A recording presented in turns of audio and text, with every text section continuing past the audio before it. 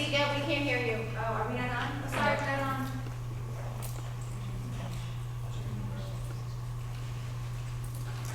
Thank you. We're good now. Okay. I was just opening us back up to public session. We'll just come back in executive session. If I may ask our student rep this evening to lead us with the pledge.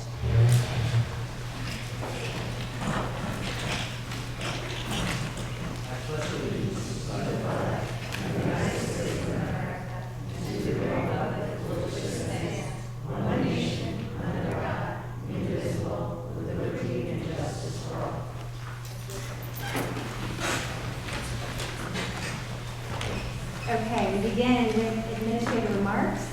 Should we start down here, Dr. Goff?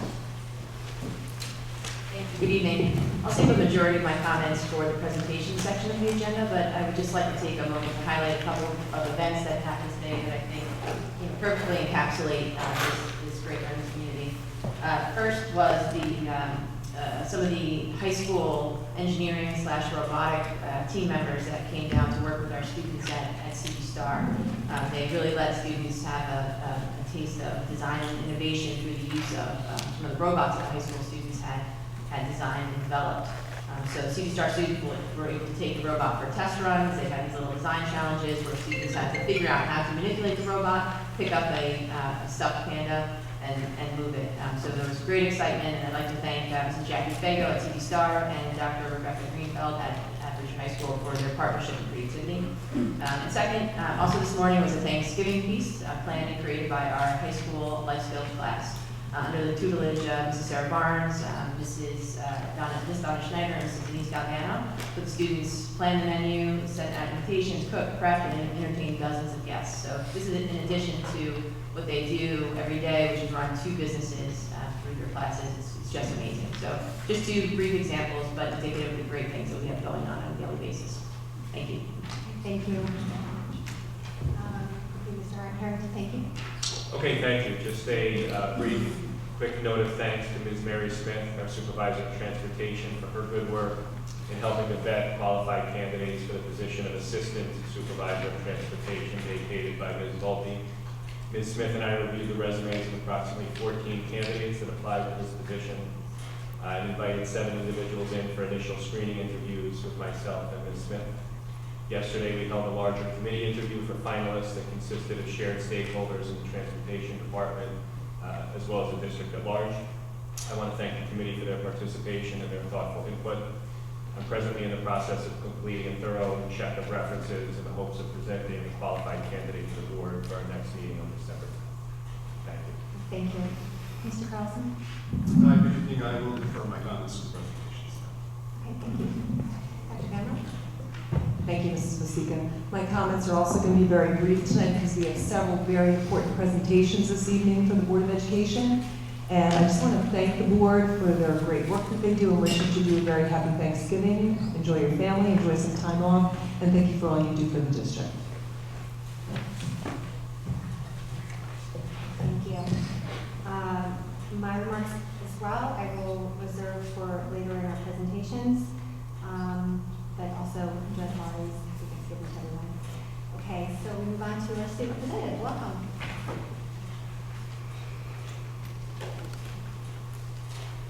Thank you. I've only got a short list tonight. Recently, as Dr. Gosh mentioned, the Career Skills class ran a Thanksgiving feast with over 50 people in attendance. Starting next week on December 6th, the superintendent will start with a superintendent advisory council, starting with the leadership of the freshman class. VHS last week participated in the Ann's Place Festival of Trees. So we saw a lot of trees decorated by various members of the Richmond community, scattered throughout the school. It looked beautiful. And teachers are joining that theme and decorating their doors with seasonal games. That's it. Have a great Thanksgiving. Thank you. Okay, we now move on to presentations, recognition, discussions. And first up is a Garden Street School update. The latest update on this is the title search uncovered that on the district's part, we didn't have a particular map in place that needed to be there for the title company. So because it's a burden on us something that we couldn't sell the property without to anybody. We need to get that resolved. So we are in the process of taking care of that. And we're hoping to, for it to not take very long at all, because everything's already, our attorneys have put everything in place, the paperwork and everything. So we just need to file it, process it, and get that squared away. And the buyer is patiently waiting for us right now. So that's the update on that. And we move on now to the second presentation, class size projection process for 2020 to 2021.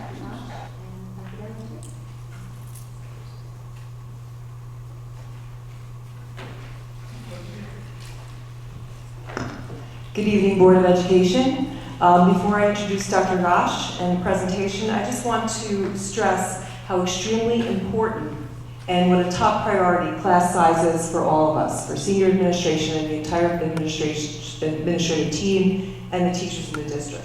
So we are beginning to look at the 2020, I can't believe I'm going to say this, 2020-2021 school year. We're starting to walk into the budget process now, and class size is going to be major on our radar. So we are listening. Dr. Gosh has started a class size committee with teachers and administrators throughout the district. The input from them is critical, so they're starting the discussions, and she'll be highlighting a few of those things this evening. We've also been looking carefully at a demographic report as we move forward, some creative scheduling. We had an excellent in-service with a presenter that Dr. Gosh will be talking about, because there's so many amazing things that you can do with scheduling at every single academic level that can create not only more time on task for students, but also more time with teachers. So we're going to talk a little bit about that as we move through this important process. And in addition, as we look ahead for next year, we're going to be looking at additional sections. We've already been having some preliminary conversations. Mr. Carlson has already started his Budget 101 presentations. Be sure to check the district website. In those conversations, we're talking about additional sections, but also we will have retirements coming up, and he highlights those. And those Budget 101 presentations are on the district website, so please be sure to watch them, and we are going to be continuing. So at this time, I'd like to first thank Dr. Gosh for all of her hard work and introduce Dr. Gosh.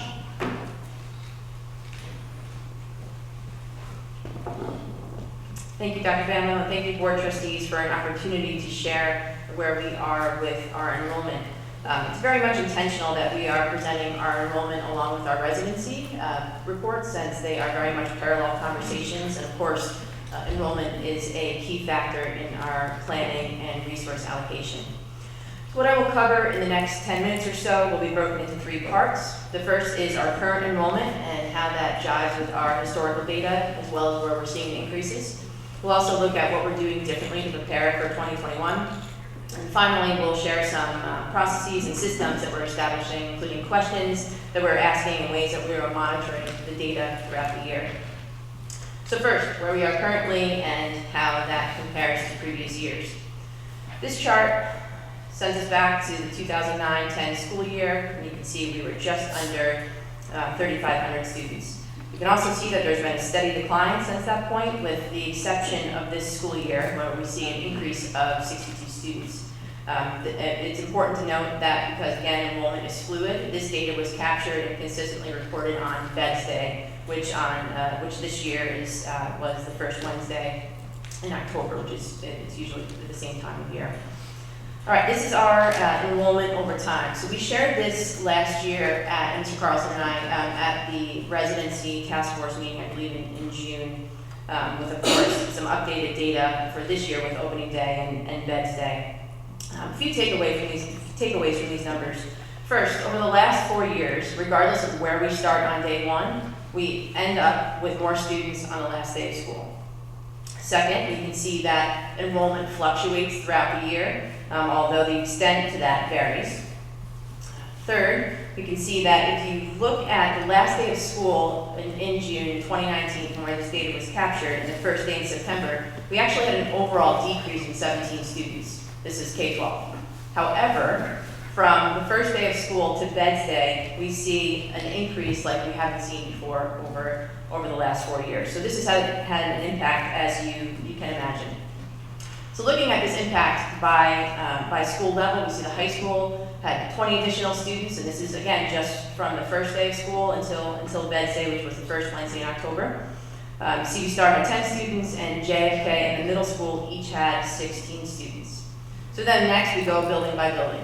First with JFK. We set up similar charts for each building so that we can compare as much as possible, even though comparisons aren't perfect across the buildings.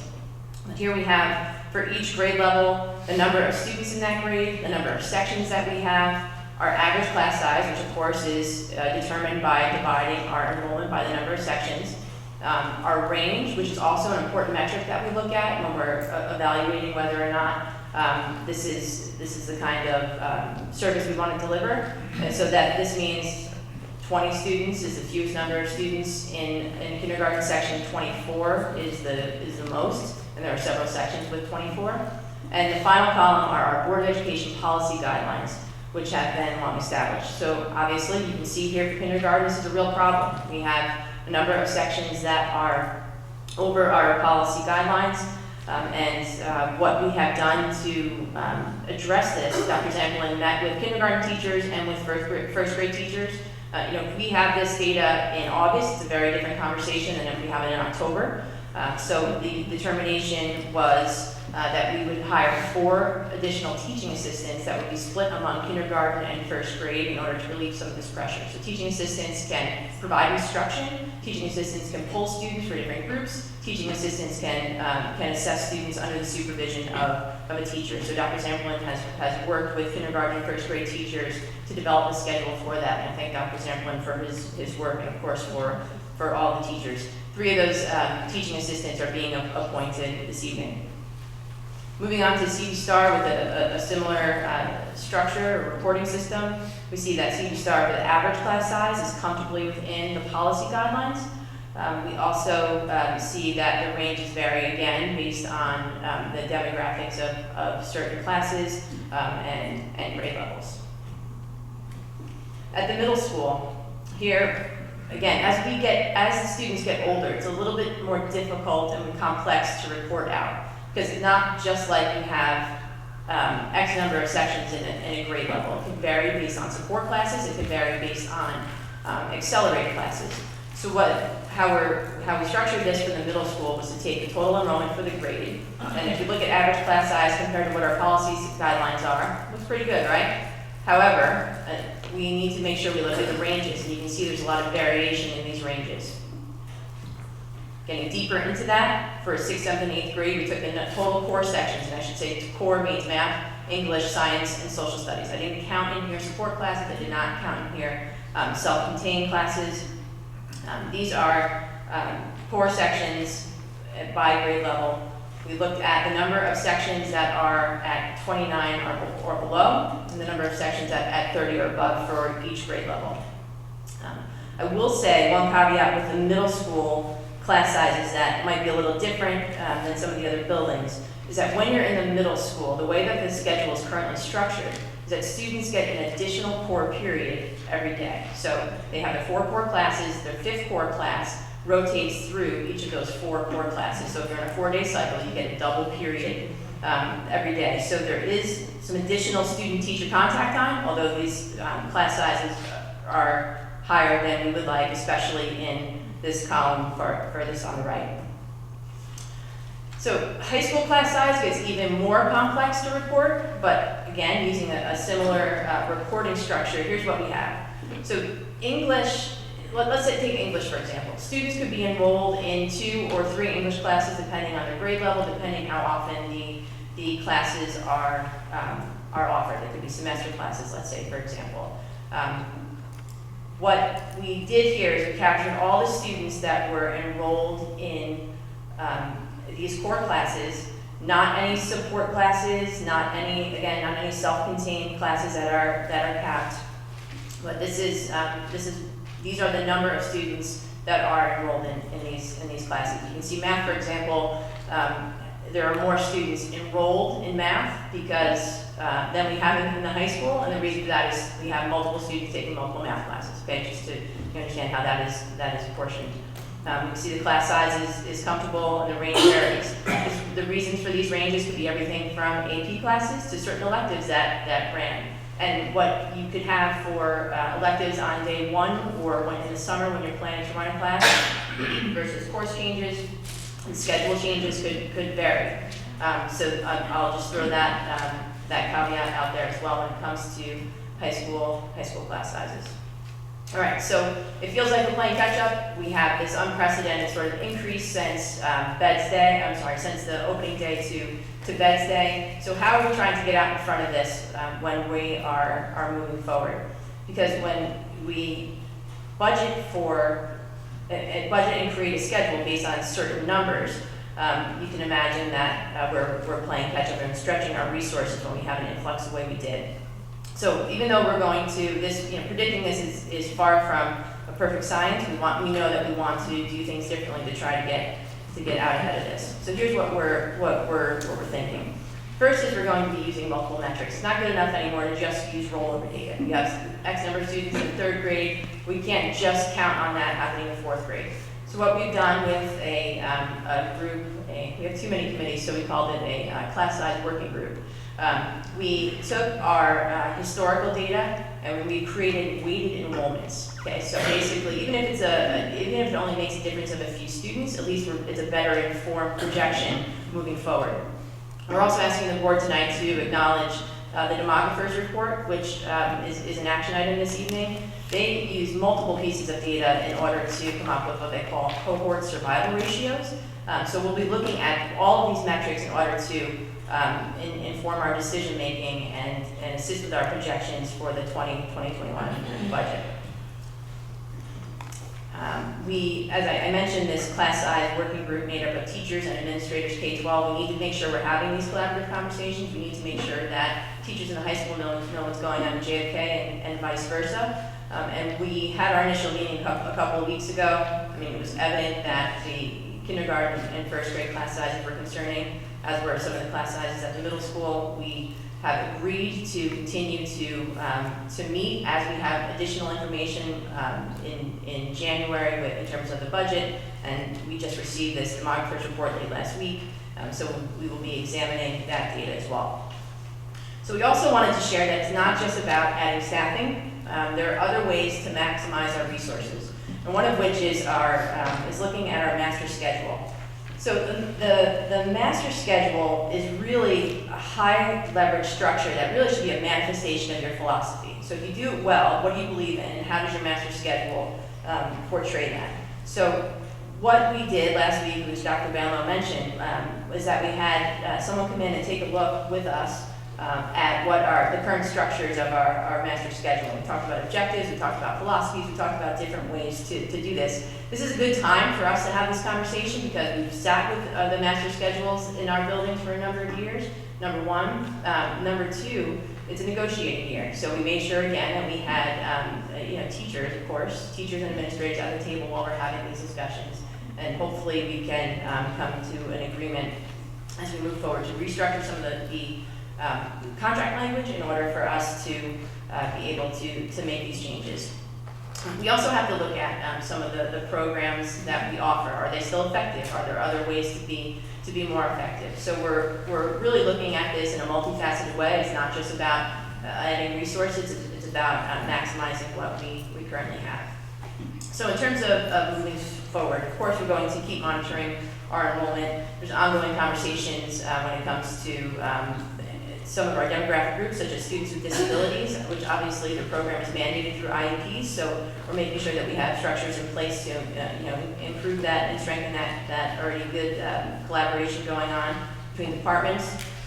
We are also looking at, through a bilingual vision team, K-12 teachers and administrators, what are our numbers telling us and what are some of the best program designs that are out there for us to be a little bit more proactive and to make the most of our resources. So we have these ongoing questions, and now we feel like we have these collaborative structures in place to address them.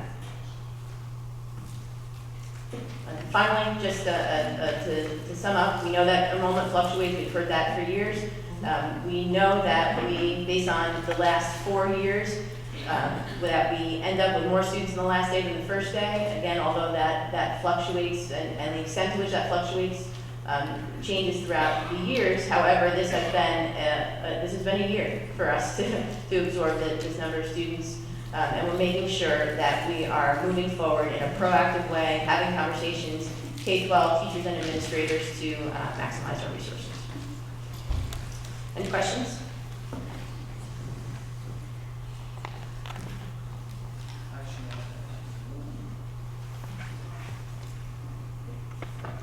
I'm just going to ask if we go back to slide 7 and 8. Okay. And it's basically around the kindergarten level and the third. Same enrollment numbers as 209. But on the third grade level, we got 10 sections. Was there any consideration to go for that as well as the kindergarten? I usually would have looked at it in 4 assistants. Yes, so if we, and Dr. Zampolin and Mrs. Andriella and I have had these conversations, if we're able to have this, if we have the data we had now, back in August, we could make some of those adjustments much easier, because it's not just about getting an additional teacher, it's about having a classroom, it's about all of the, what they call related arts or encore classes, so those students would need to be scheduled for PE, art, library, that sort of thing. So it's sort of a domino effect, but one of the things that we are talking about is there equity across the board? And it's a difficult conversation because everyone wants to advocate for their building, but there is that, that consensus that kindergarten and first grade class sizes are problematic, and that is an area of focus moving forward. Just looking at the overall enrollment from over 10 years ago, we were, over 400 kids in one district throughout. Were our class sizes, were they just higher before? Because I'm just looking at how did we calculate that? So this question is not a plan, right? This is if you think about what these years were like, those of us that were here in 2010, 11, and 11, 12, no, we were hammered with cuts, right? So as people retired, we didn't replace them, and we had to also to unfortunately lay off teachers. So as our teaching staff shrunk, as our enrollment did, and now we're at a point, especially in people might say I'm biased towards middle school, but the middle school has lost staffing over time, and that's why they had less room to absorb it. So what we shrank almost, I would say slightly disproportionately to our enrollment, and now when we have this influx like we're seeing, it's more difficult for people to be able to absorb it in a master schedule.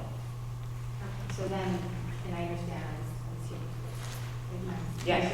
Yeah, Yes. so, one of the considerations then, is we might have to look at it. If you said we might need another section, there's just no way around it. Yes. Okay. And then there's all these educational arguments, of course, beyond Yeah. the smaller class sizes, especially at the lower schools, which I know we're all on the same page about. Yeah. Anyone else?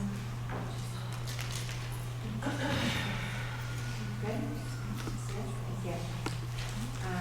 Okay, so now we move on to the, our presentation number 3, the final residency verification report.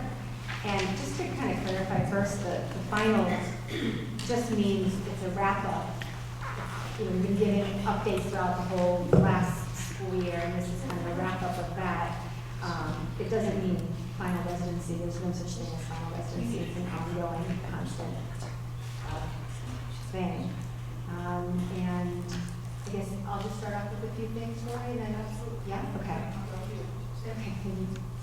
Okay, so first I just wanted to, yes, public remarks. So just to share for the community that's out here today.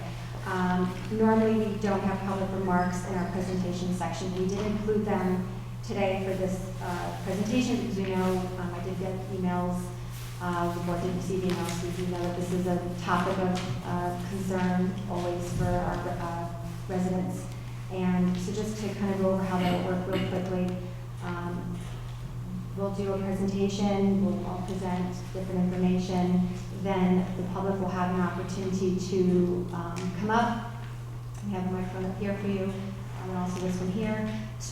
You'll have 3 minutes to address the board and relay any comments or questions that you may have that maybe weren't answered in the presentation. And if you hear it being repeated, I'm taking notes, so I'll know that, everyone doesn't have to come and kind of say the same thing. And then we'll close up that portion, and the board will engage in its discussion about this presentation and any questions they have as well.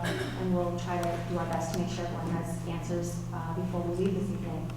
And then we'll continue with the agenda.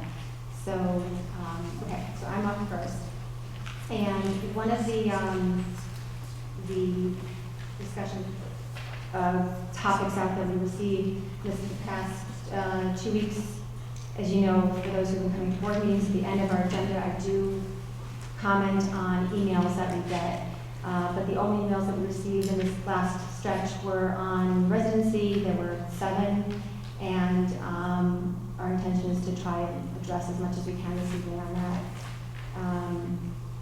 So I'm going to address them within this presentation. Okay, so one of the things that was brought up a lot was the task force. I think almost everyone who emailed mentioned the task force. So first, I just wanted to read what we have on our website. It's also pulled, not verbatim, but pulled kind of from education law, what boards are allowed to do, and the types of committees and task force meetings that we have. And these are committee meetings created for a specific time period and have a defined purpose. They are advisory in nature to the board, and they consist of board members, employees, students, and community members. So when we had the idea to put this together, there was a big need for the community who had a lot of information to share. We were revamping our systems, our internal processes, and trying to improve our practice here. And so we needed, as a board, that input. And that was essentially the purpose of that task force. And that work was done. There was a lot of work done. The minutes are still online. They're on our website under community. If you go under registration, I think, or under there's a tab for residency. And all the minutes are still there. And presentations as well on past residency presentations. So that's 1. 2, it's not that the job of residency is ever done. Again, as I said earlier, there are every day new students, there's constant changes in this area. So it's a constant thing that we need to always have focus on. But as far as the improvements to be made, or the documents to be used, or whatever advice or input that can be provided to the board, that piece is complete. There is always opportunity for anyone from the community to email the board, come to a meeting, make a comment, any of these things. There's always an opportunity for that, but we can't have a task force in place that is just a dialogue and exchange. And I know that's a weakness that we continue to improve on. As a board, we're always looking for ways to improve on that. Where can we have that dialogue? Because as everyone knows, board meetings are also not the place for that. So this year we're implementing on February 6th an open forum. So that'll be an opportunity for us to just allow the community to come and have that exchange. And we're going to see how that goes. It was also a request from the public last year from the surveys that we put out. So we're going to see how that works. And it can be on any topic, anything anyone wants to discuss, and we can have that dialogue. And of course, with emails, we can always have that exchange as well, provide answers, and then, at board meetings, I'll update anything that I ever, we can. So that's the second thing. So lastly, I just want to kind of go over a few things the task force did do, just to show that it did serve its purpose in terms of we really listened and implemented a lot of things that came out of that task force. So for example, there was a recommendation for a residency officer with experience in law enforcement. And the new residency officer proposed for this evening on the agenda is a retired police officer with relevant experience in landlord-tenant disputes, as well as being bilingual, which is essential in communicating with, many of the families that do live in the district, or potentially even not. So that was something that we came out of it, and we're at that point now. And let's see what else.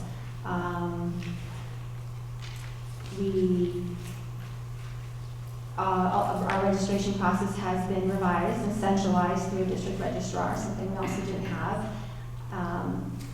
And all registration forms have been revised based on New York State regulations, and got required approval from the New York State Commissioner of Education before we proceeded and throughout the process, actually. And as you know, I was on those phone calls. They weren't great phone calls to be on, but everything that we have in place now was with the efforts of our community members, our legal team, and with the Commissioner's office. They literally went, I can't express to you how much they went word by word on the phone with us for everything we have. And I know we requested actually very recently a letter for them to somehow kind of express that we are doing what is within the guidelines of state ed law. So we also, let's see what else I have here for things we've done. Just to comment again that just because the verification portion is complete, it does not mean that there's no longer concerns and that we're not continuing the work. The work is a constant. So I know there were some transparency concerns in terms of having a task force in place to ensure that communication is there and that everyone's kind of doing their job and doing what we've committed to do. And I recognize that, which is why we created that task force. But that's not the place for that type of informational exchange. It's actually at our board meetings. So we do post if you actually go to the website, the videos are great now, they're time-stamped. Anything to do with residency is all online. They're presented at the board meetings. I'm here to answer questions at board meetings when we do get them through email. We can't, the employees that we have in the district, don't answer directly to the community. There's the whole hierarchy that exists for that purpose. And the board, which you do elect for us to oversee that work. So we can just communicate out what's happening in the district. So that's just a little bit of a recap on the task force. I know the board will discuss later at the end of the presentation this topic some more. But that's a recap on that. And one of the other things just to comment on in terms of, and I'll leave this over to you now, Dr. Benlow has been key in just starting really strong this school year in communication. Not only is it one of the goals for the district, but it also was just her kind of work ethic to begin with. But she's created a key communicator committee, and it's a roundtable for key people within the district, the different, I'll let you speak to it more actually. Again, we spoke to it the last meeting, but we speak to it more. But it's an opportunity for people within the village, the town, the community, parents, schools, everyone to come together and have conversations about key issues. So I'm going to segue over to you. Okay. Sonia, thank you. There's several things I want to highlight for the Board of Education before we have the formal presentation by Mr. Carlson. I want to thank him for all of his hard work with this.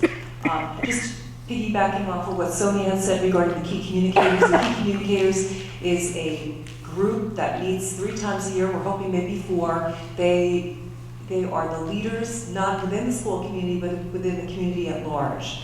So we have a beautiful group that we've put together. If anyone is interested, please let Sonia and myself know. But we are looking to make sure that we are bridging the gap between all the great things that are happening in the district, all the great things that are happening in the larger community, and trying to pool all of our wealth together for the students. That's the goal. It's always for the students. So now I want to talk a little bit about the task force to the board. First and foremost, let me just address the word final, okay? We are never done. We are never done with residency checks. We are never done. It is our top priority. It is ongoing. The word final report just means final report from the task force. But we are never, ever done with residency and making sure that the students that are in the district are truly Brewster students. So I want you to hear that from the Board of Education. Okay, last year, the ad hoc committee, the residency task force, the Board of Education, and the district administration did an outstanding job long before I came into Brewster, putting together a new residency verification process. I want to thank those groups for all their hard work and the things that they put into place, and for hopefully tonight making it a commitment to hopefully appoint Andy, our residency officer, which we'll talk about in a second. The registration process has been revised and centralized. I know many of you know that Donna Morey has done a phenomenal job, and we thank Donna. And Mr. Carlson will be talking a little bit about some of his ideas moving forward, because we're always going to be working to improve on it. And we can't do this without everybody working together. It is critical. Through this new formal process, and following the New York State law and regulations that we are always overseen by the Commissioner of Education, the residency made determinations that have excluded students in the district. And everything had to go through the Commissioner of Ed, as Sonia had mentioned, and everything had to be vetted out. So everybody did a great job. We do have to abide by FERPA, the Family Educational Rights and Privacy Act. It's real, and we have to follow it.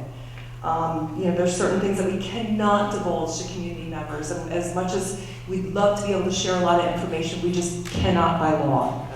It's in every state. A private investigator was utilized last year for surveillance of students that suspected of being non-residents. Now with our new residency officer, this is something that will be a part of his job that we will no longer have to pay an outside consultant to do. So, and this individual that we're recommending tonight is very, very experienced at this.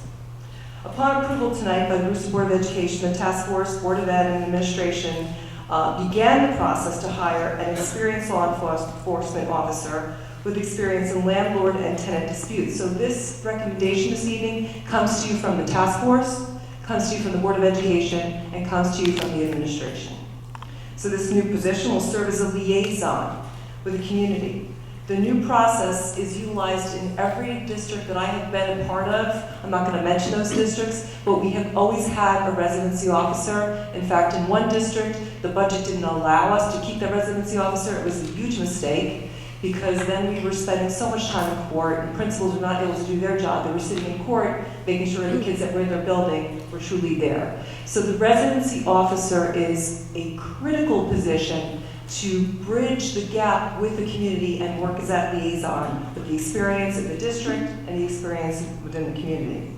So this is going to require all of us working together. And what is this going to look like? It starts at the principal level. The residency officers always work hand in hand with the principals to make sure that the students that are coming into the building are safe, that we're getting a great education, but they are truly residents of the community. So that's where the residency officer will work first. If there are questions that come up, even that are still pending, that will go to the Director of Pupil Personnel Services. This is the model that is used throughout many districts throughout the country. Why Pupil Personnel Services? Because they have firsthand knowledge of our homeless students, firsthand knowledge of our special education students, and many, many times firsthand knowledge of all the students in the district. So that is another important drill down layer that we need to make sure that we have in place. And as we work up the food chain and the chain of command, Mr. Carlson and I will be involved with this as well and be assisting Elizabeth Kennedy, who's our Director of Pupil Personnel Services, who will be working with the residency officer. That will be another layer of making sure that we are accounting for the students in the district and that they should be in the district. So it is critical that all of us within the school community work together from the ground up. The first job that the residency officer will be tasked with is hopefully will be, who hopefully will be appointed, as I said this evening, that will be the Board of Education decision, but to work with the community and respectfully work with our Chief of Police in town, who we want to make sure we keep those lines of communications open. So we're looking forward to that. That will be the first, because we've heard some things that we might need to address. So we definitely want to make sure that our residency officer is meeting with the chief or any other folks that can assist us and work together. So we cannot do our job unless all of us work together. I can't say that enough, and I apologize for repeating it so much. So I'm also very much interested, Board of Education, I just want to put out there that I'm very much interested in meeting with any individuals that might not get their questions answered tonight, because there's going to be a lot of information that they're going to hear. So my door is open. I would be happy to sit down with anyone who wants to come in, and I can answer any questions that they might be here tonight with that they really want to know. So as a superintendent, that is my job, and I will certainly be doing that. Also, I want to thank the Brewster Board of Education. I want to thank the Brewster administration and the staff, and I want to thank the task force, and particularly Mr. Joe Russo and Mr. Eric Larka, who brought me into the loop when I first started. I really appreciated that meeting because it gave me the history. It showed me all the great work that was done in the district. So I want to thank everyone for their hard work and bringing me up to speed, and for all the great steps that they put into place. So with all that said, I'd like to introduce Mr. Victor Carlson, our Assistant Superintendent of Business and Finance, who does a great job, and he's going to continue with the presentation. Thank you.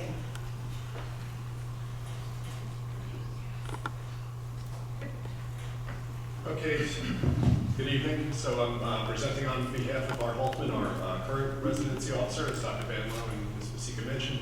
We're requesting that the Board of Ed approve a residency officer this evening, moving forward. So with that, I'll get started. And actually, before I start, I'd also like to acknowledge Donna Morey, our district registrar, and Art Holtzman for seeing this residency verification to its completion. So with that, we'll get to the numbers. This presentation is consistent with each of our past presentations.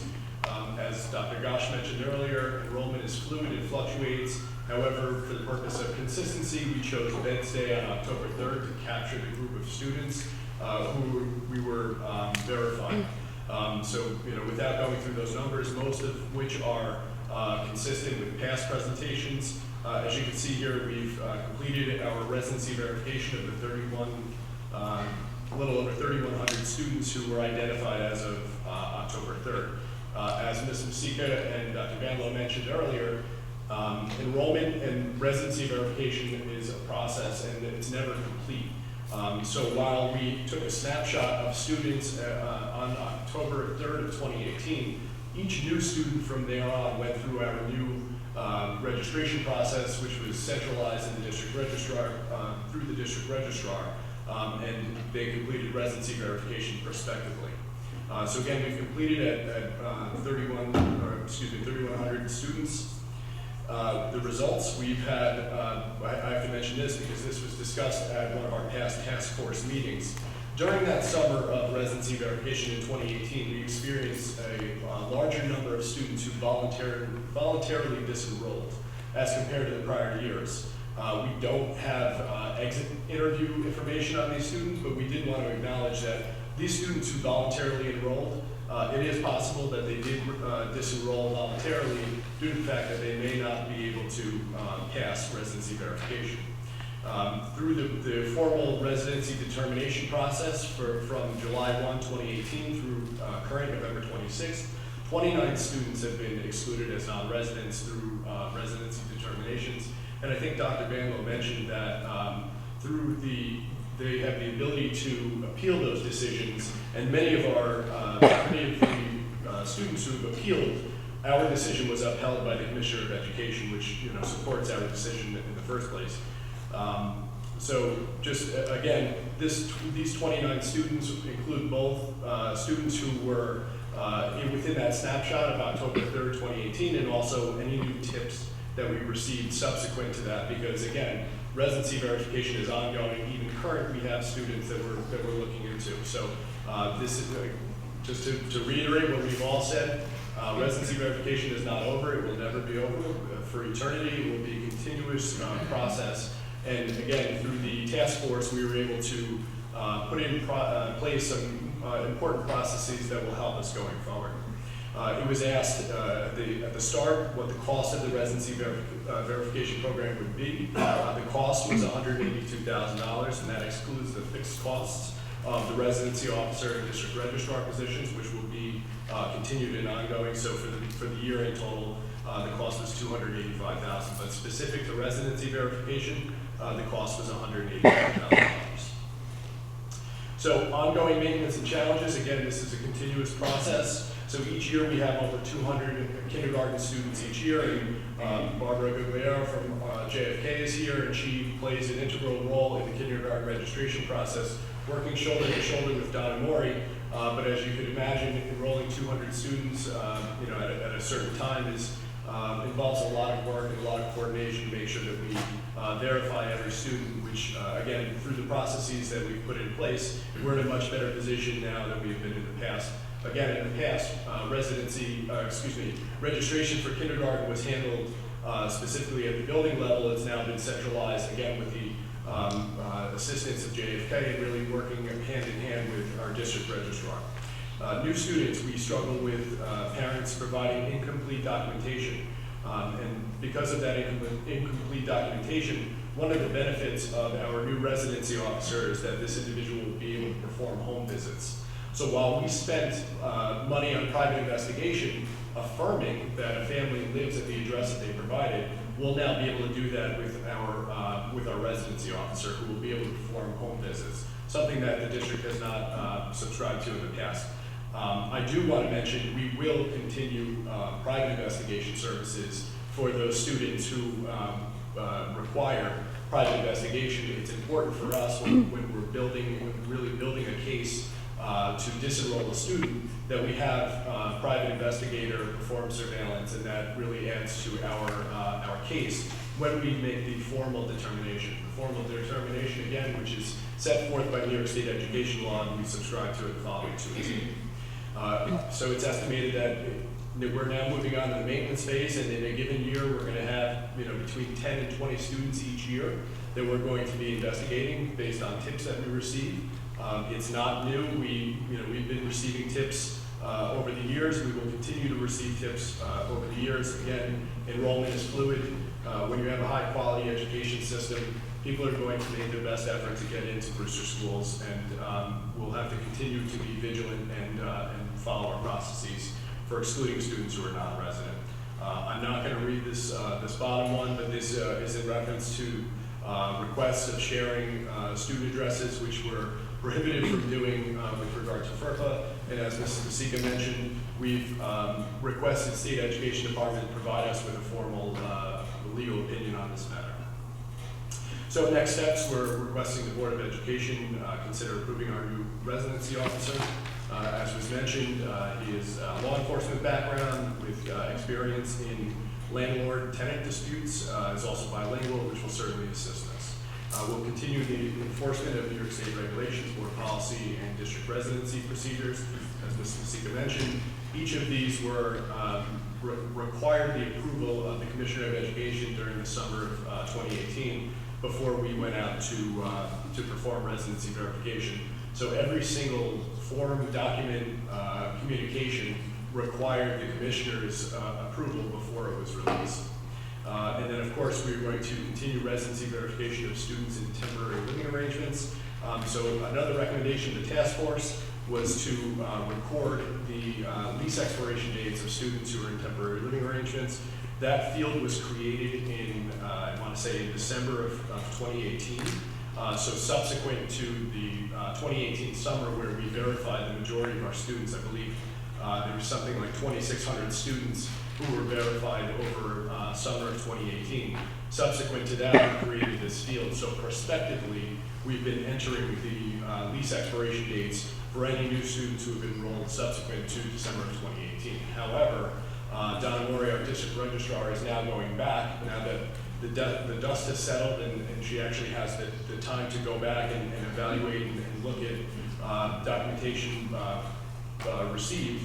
She's going to go back, populate each student's lease expiration date, so that starting in spring of 2020, we can do residency verification on those students who have expiring lease information. And that'll be a process moving forward each year whenever a student is providing an expiring lease. And that concludes the presentation for this evening. I'll turn that over to the board. Okay, thank you. So before I open it up, I just wanted to offer some more answers to some of the emails I received. So again, normally I would do this at the end of the meeting, but they all pertain to this topic. Okay, so some of this might have been covered. If I repeat myself, I apologize. That many were informing us of the village meeting that occurred, and we were informed of that. Mr. Seaman actually is our legislative liaison, so he was at that meeting.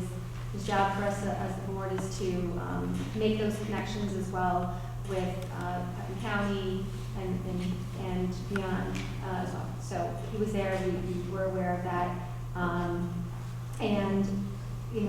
Let's see. I'm just going to kind of read off things based on questions that were asked through the different emails that we received. Some things raised were the concern that there are students that just randomly get on buses and that we're not allowed to. I mean, if a student were to attempt to board the bus who's not on the driver's route sheet, his or her name would be reported to Transportation Department for questioning. If there's a recurring issue, that would go to the district registrar. So there are practices in place for that. Some of our stops may just be a concentrated spot for that. If there are other issues beyond that, again, I think that will be covered in the communication that can take place with our new residency officer and going forward to help with that. The question of an audit of our residency verification process came up, and the past year there was a lot to do. We had to get through the year to, you can't audit something we're still doing.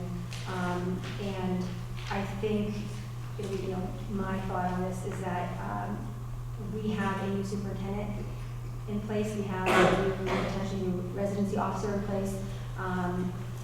And I think that with this first kind of year one done, I think we should see how this year goes with these new committees and communication that's open and available for everyone to be involved. And then at the end of this year, I think we should be evaluating at that point, and for this board to evaluate, do we need to audit our work from an external person, or have we seen significant improvements with these few changes that have been implemented? So that's my thought on that one. It was also, a question was raised, Jim, if our attorney's here, we tried to, it's okay for now, but just we did ask him to come in case we misspoke on anything, so please correct me or anyone we're off. But we tried to charge it this time. So the other thing was whether students can be charged tuition if they've been determined to be non-residents.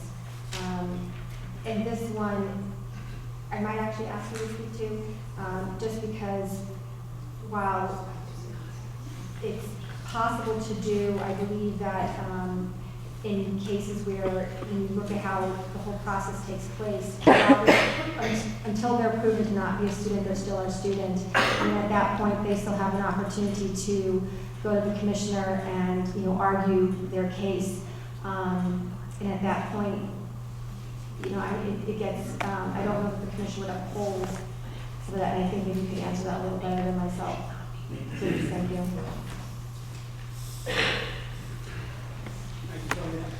So just real quickly, there is conceivably, there can be instances where the board could sue a parent if they were here, it turned out they weren't a resident, excuse me, and then the district wanted to recoup the cost of the tuition. However, you have to look at every case on an individual basis, including how long the parents should have known that they weren't a resident of Brewster, because really what you're saying is that they would be unjustly enriched. Here is called unjust enrichment. And you have to see if the court is going to say, well, they didn't really know it, or after this point they should have known it. The second thing is the cost.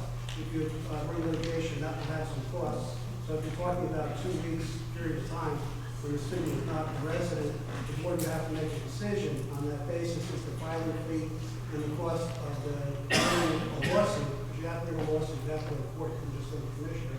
Would that be worth it? The third thing would be, if you get a judgment against the parent, can you enforce it because the election has its own costs. So it is possible to bring a lawsuit, but you have to look at each case on its own merits because there are those factors of cost, recoverability, and really how culpable is the parent in all this before you bring it in. Thank you. It's much better than I could have done it. Okay, let's see what else. There was some concern that other people in the district are registering students, for example, guidance counselors. This is not happening at any level. Everything does go through our district registrar, and everything is reviewed. Documents, everything's gathered through our central registrar at this point. The guidance counselors assign students to classes, so I'm not sure if that causes confusion in any way, but everything does go through the central registrar.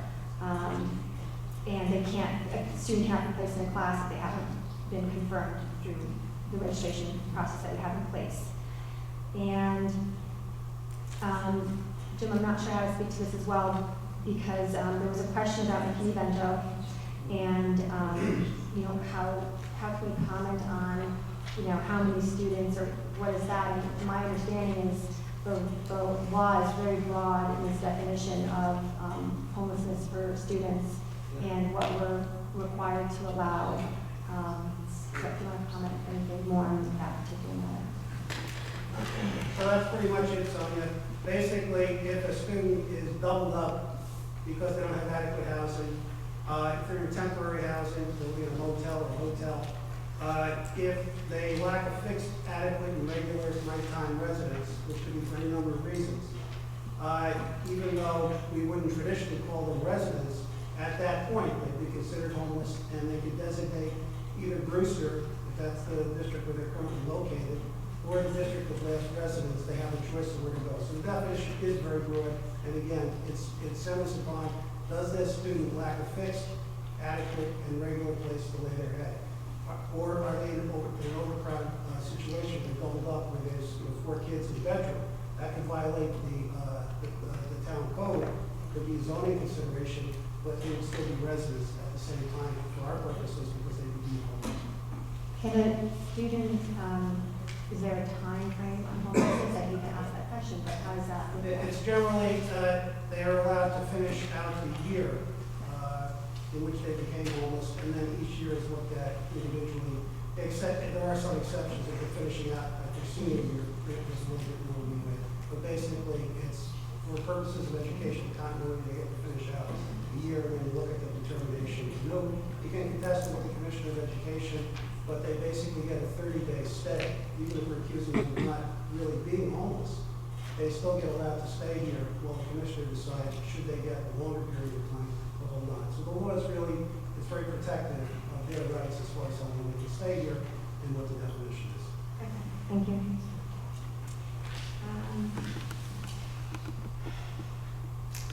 I think I'll just answer this probably along the same lines.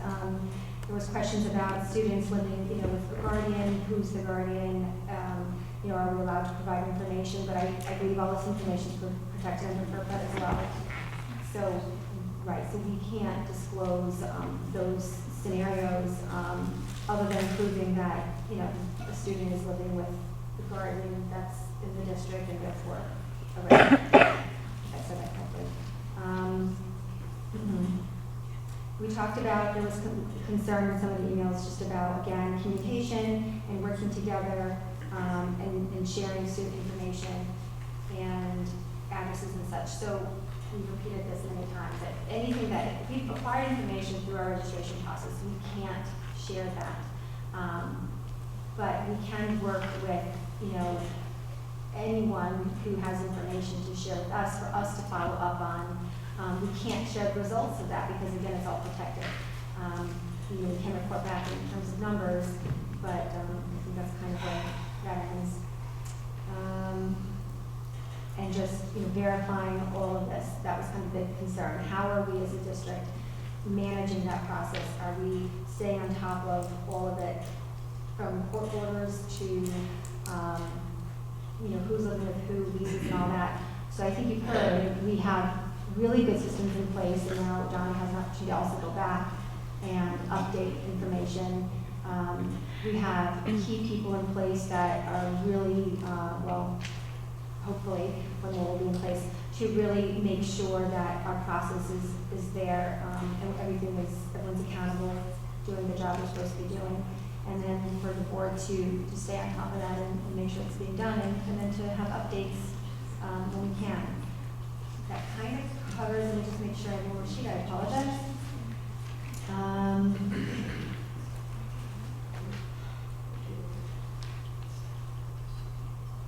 Yeah, I think I covered kind of the gist of things. If there's something I missed, someone, you guys can come up shortly and bring that up. Okay, so let me just see where we are at.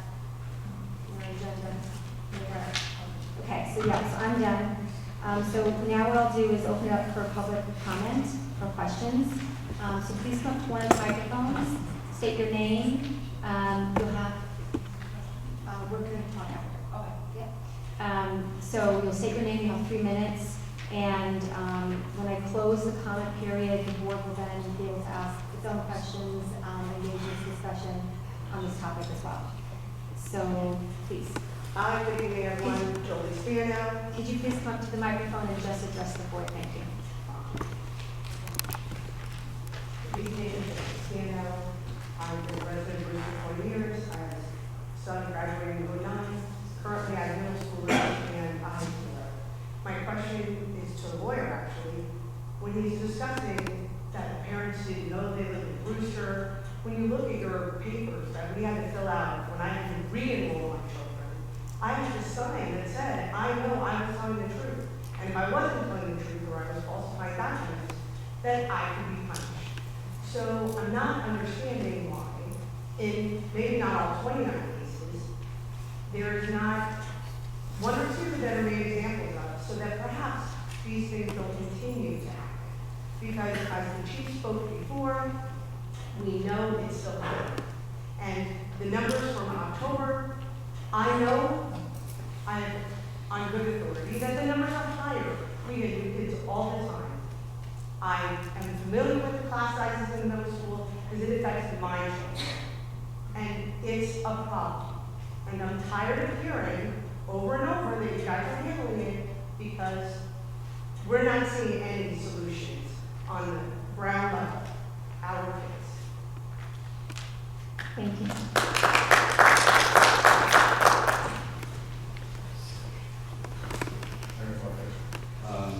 Just have a few questions.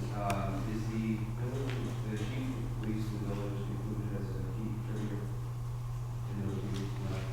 Maybe could be. I was always help perform these investigations in tax funded entities that provide cost savings. And then also when the residency officer performs home visits or just gets information in general of unsafe or illegal living conditions, can those be reported? Thank you.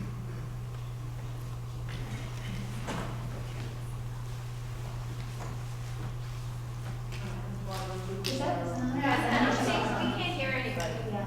Oh, wait, I'm now.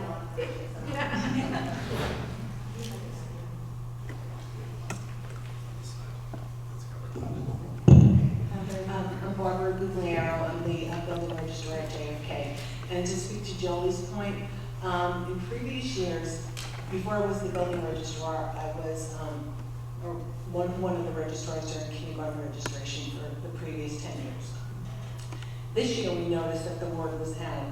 Previously, at the end of the open registration week, we would have at least 60, maybe 70 students who registered who did not have most of their documents. This year, we ended with only with like 20 who didn't have their documents. So the word is definitely out that when you come to register, you do need to have your documents because they are looking, and it was very noticeable this year.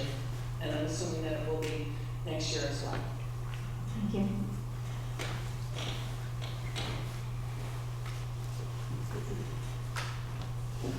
Good evening, everyone. Lynn Eckhart. Thank you for the presentation. I have a question about guardianship, as I would think that would be a pretty important decision for any parent to make, to give up guardianship. And I'd like to know what kind of documentation you require to prove that someone is guardian. I would have loved to have had my son brought up by a guardian at many stages. I imagine it's, I'm not sure if anyone would ransom a red sheet, but I would be very interested to know what you require to prove guardianship. Thank you. Thank you.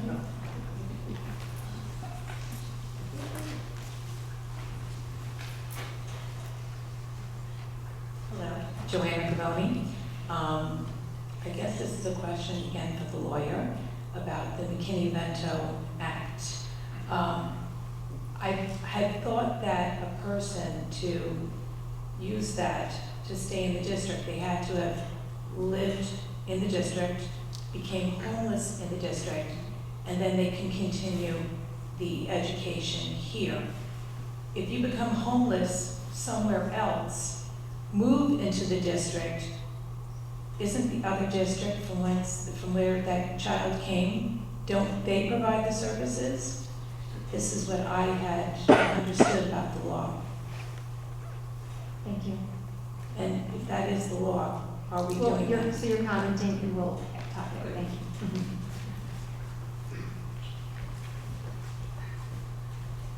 Hi guys, I'm Jamie Callahan. So first off, I would like to say thank you. I know the board and the district has actually done a lot. I know that I don't always convey that I think that you guys have done a lot, but a lot has been done. So a couple of things that I think are very encouraging. The hire of an investigator versus an admin is a huge step forward.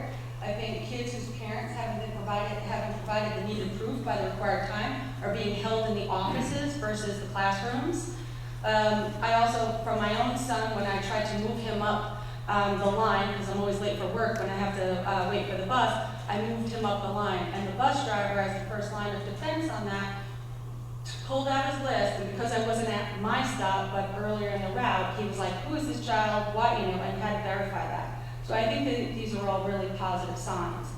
But I still think that there's an immense amount of work to do. I think years of neglect and outright disregard, not necessarily by anybody here, for residency rules have created a shift in our housing and guardianship, how our guardianship is managed. So is every lease being used to re-verify or during normal registration? So I, as a house owner, I would be able to issue a lease to someone and verify to the district that these people do indeed live in my house. If I did not own that house, I would not be able to issue you documentation that says these people live here. Are we making certain that the level of documentation that is being used to verify is up to a high bar? I think that an audit, being able to pull in an auditor and look specifically at what documents are being utilized to prove that level of verification is an important step in verifying that the process that was put into place is actually working. And of course, I think that, last year we sat here and the lawyer spoke to us and told us about the guardianship rules and that you indeed do need a court document to be able to shift guardianship from one person to the other. Do we have that for each child that is being shifted between family members? When we talked about IC, I think if I posed a lot of questions that you were answering tonight, I think that if we pulled up IC and started to look through it, would we be seeing the level of documentation, the level of information that you all seem so confident is in there? I think that's great that you have that confidence that this process is being followed. Let's verify that. I know we can't pull up IC because of privacy laws, but I think it's really important that we have that level of transparency and people reviewing and talking to the people that are on the front lines and looking to make certain that all that documentation is in there. I'm happy to hear that you guys are going to start working with the village and the town. I think the partnership will help. I thank you for all the work that you've done, but of the top 3 concerns I have about the district, this is number 1. And it relates to number 2, which is for us to have high classrooms. That's great that we might have an average of 20, You know, Michelle, I talked about last year. My daughter was in 7th grade, every class had 30 kids. You can't tell me that that's a well-managed class, that teacher is going to be able to provide everything that they can for 30 kids. When we have a $100 million budget in a non-poverty district, and yet we have 30 kids in a classroom, that's a problem. FERPA allows a publication of a directory. It allows that, okay? It's on their website. Great, I have more, we'll come back.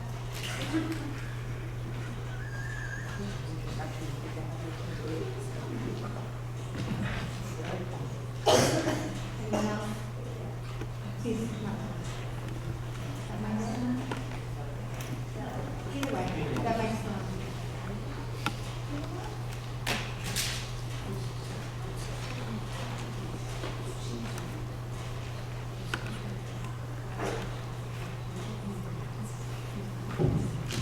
I'm Connie Hussey, and I think everyone will be happy to know that the verification works, because I sold my house, and while I was on my way, I don't know where, sold the house.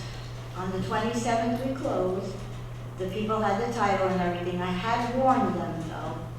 I get a call to verify that that child actually, that family actually owns the house. So, I had warned them. Anyone else? Anything you'd like to comment or questions?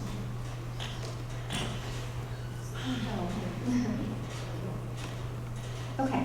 I'm sorry. Yeah.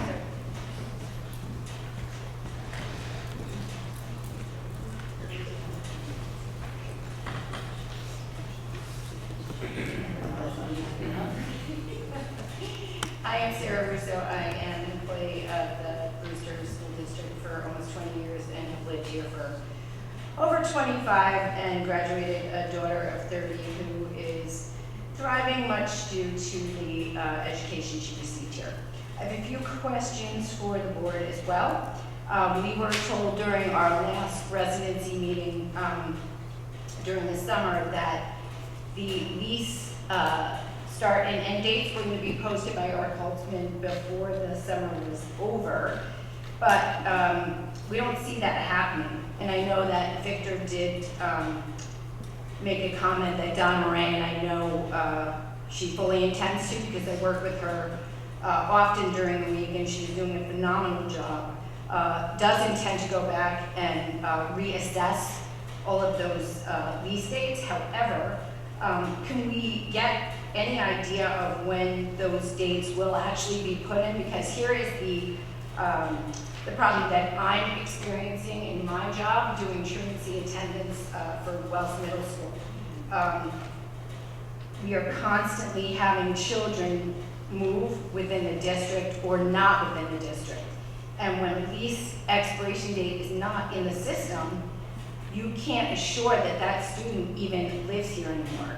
So when I'm kind of chasing down students who are trying to jump on different buses, I'm wondering, without that expiration information on a lease, how can you assure that that student even lives in our district any longer? I also had a question regarding the application for the residency officer. I know there was more than one application made, and I'm just wondering why certain people weren't even given the opportunity for an interview before the decision was made. And lastly, I guess I wanted to know on the Key Communicators group if you intend to involve community members or employees, additional employees that are not in administration to help provide a more accurate description of the things that we see are happening in schools and in the community. Thank you. Thank you.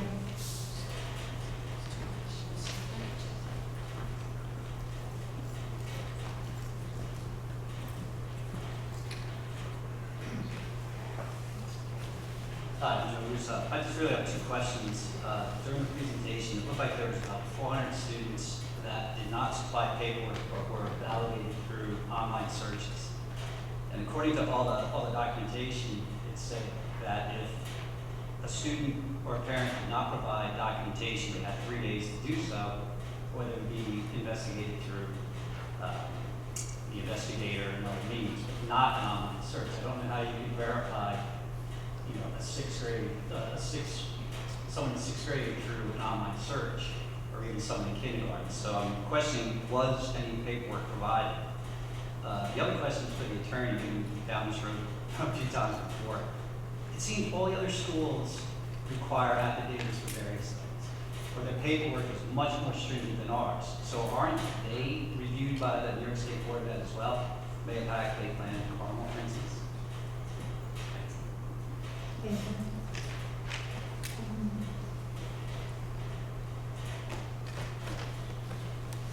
Anyone else? Okay. All right, so we'll close up the public comment portion, and I'll open it up now to the board. We do have questions. I did take notes. Should I go through the questions, further go through these questions first and see if we can get some other additional answers out and then have the discussions? Yeah? Okay. All right, so the question is, people who follow the documents and holding people accountable.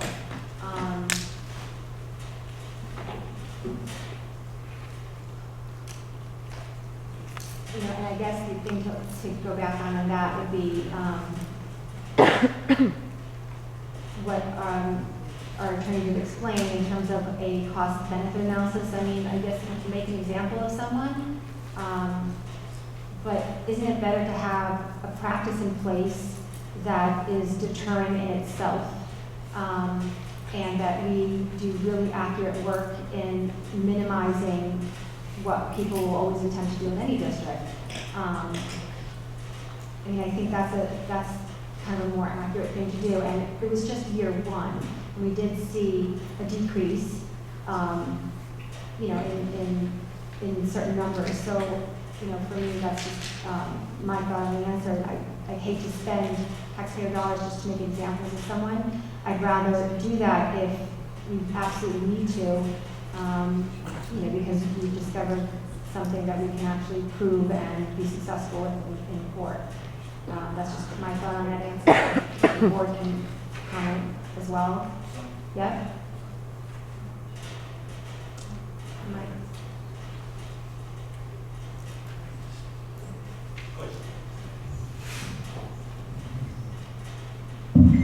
So, this is actually just a two-part, on that similar topic, and something that I wrote down. Victor, I just in this conversation, so I'm sure you don't have the exact numbers, but do we have a sense of how long the disenrolled students were in the district on average prior to this enrollment?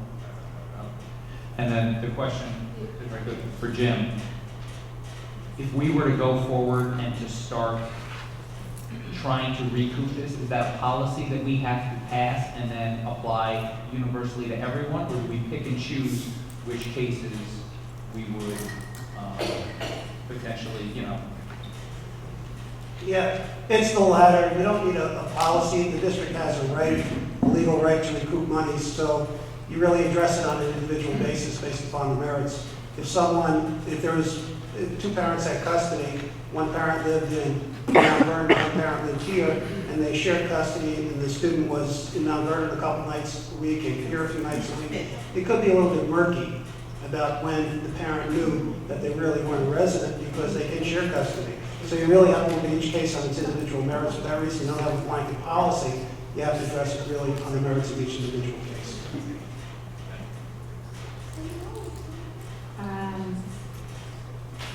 Second product was and I don't know, how can we work with, the other officers in general, whether it's the chief of police and whoever, how can we utilize them as investigators? And they don't know how the law restricts them in their role versus what we do in ours. Right. So generally, what you talked about in that case, it would be up to the board and to the municipality, is an intermunicipal agreement. If both the board and the police have the right to perform that function to investigate the residency issue, then it may be something that could be the subject of an intermunicipal agreement, if that's the way the board wanted to go, and if it couldn't be handled with the existing resources, including the residency officer. So if it doesn't come under basic police protection, typically you look at whether you can have an intermunicipal agreement, what the cost would be, and whether you can handle it in-house or not. Okay. So that, then, let's see, there's documents required to prove guardianship. Yeah, I'm sorry, I don't understand that, because I don't have something. Get my exercise. So, I just want to make a comment about the last, regarding the intermunicipal agreement. That has been very successful in other districts I've worked in. It's critical that we work closely with the municipality, and then our residency officer, hopefully that is appointed tonight, gets the really good rapport with the chief of police and any other important leader in the community. So the quick answer on the custody, a couple questions on it, is that you actually do not need a custody order to have a student who does not live with his parents enroll in the district. If the student is living with an aunt and uncle or other third parties, Commissioner of Education specifically says affidavits. In this case, you can have affidavits saying that a student is living in Brewster with an aunt and uncle, for example, having nothing to do with wanting to go to the schools here, but because where he lives in Carmel, it's not safe for him, he can't live with his parents. So you can actually have affidavits allowing that type of third-party arrangement where the student is living in Brewster, but people warn his or her parents. If, however, the reason why you're enrolling in Brewster is because you say, I have legal custody, then generally the district would require a copy of the custody order to see who has primary, physical, and legal custody. Okay, so there's a distinction between the type and what's allowed, right? Okay. Another one for McKinney-Vento. With homelessness, the question was that Yes. So basically, it is an option if a student is homeless. The parent can elect at their option either to enroll the student in the school of present location where they're now living with friends or relatives or in a motel or on the street basically. They can attend school in the district of present location or in the school district where they resided at the time they became homeless. So they always have that option to pick and choose either one for the purposes of educational continuity. You may not always like the answer. Okay, so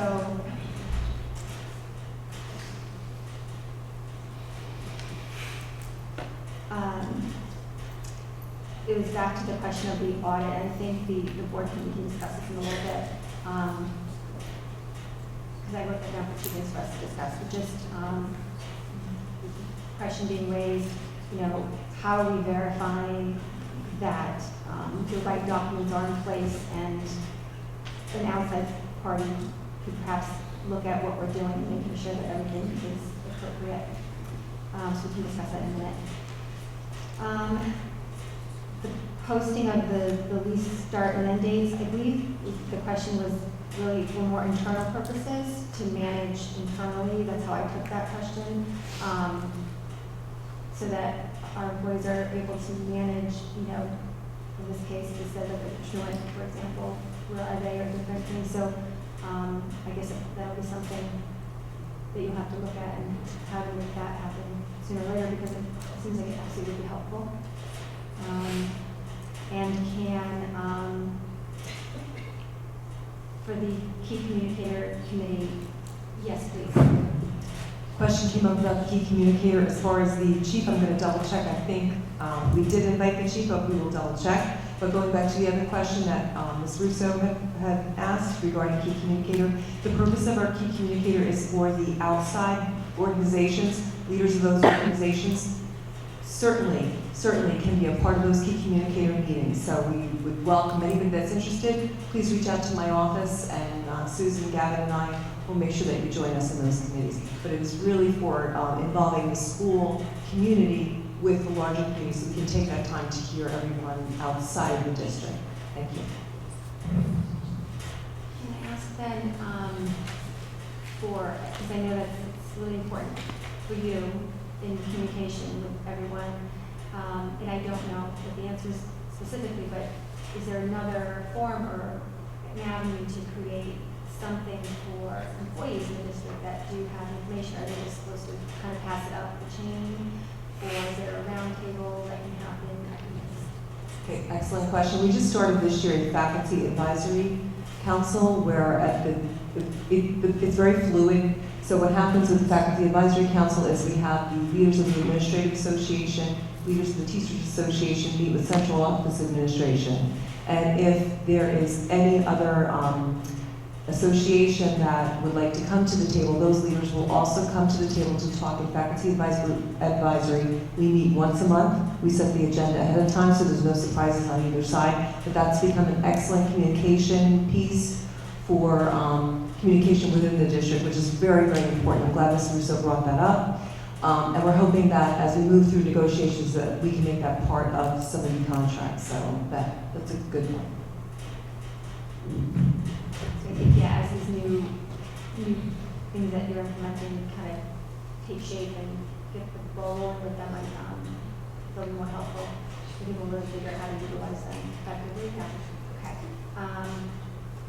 And I don't know if you can speak to this. I'm not sure when it comes to applications, really essentially for any position. But the question was, the pool that was ultimately chosen, I guess, why was not everyone allowed to even interview who was offered or who inquired? To me, I don't know if that happens not on the board's position, but it seems like we put out the description of the job and then we take the top. It would seem like we do the best top candidates and interview them. And it's everything that I've heard is comment. Okay. First, I have to tell you, just coming to Brewster Central School District, the volume of candidates that we get for positions is incredible for any position. We attract the best and the brightest, and with any, I'm going to kind of pass the baton in a second to Mr. Harrington. With any position in the district, we really, really need to look through the resumes, we need to vet them out very carefully, but we attract a huge volume of applicants, so that is very much to the district's credit. So Mr. Harrington, would you mind just commenting a little bit, whatever you'd like to share regarding human resources? Sure, so we certainly vetted our resumes, aligned with skills that we deemed are appropriate and necessary for the position. Certainly a background in law enforcement, a candidate that is bilingual was certainly a skill set that we determined would be a valuable skill set. And from there we interviewed him.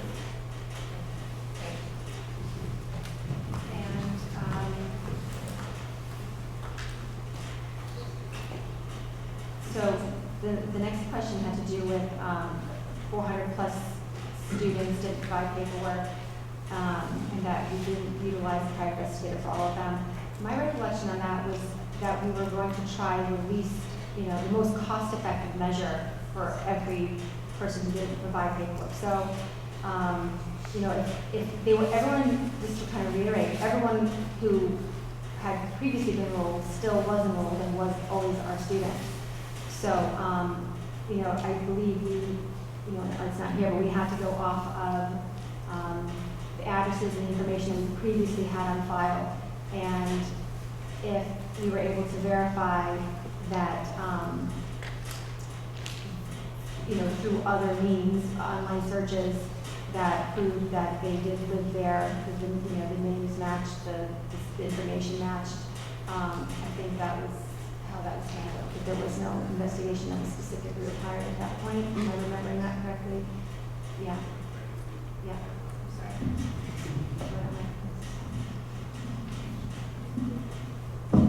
sorry. So, with regard to that slide, it mentions a number of students, but it's not specific to public record searches. It's just describing those students who were verified during those points in time.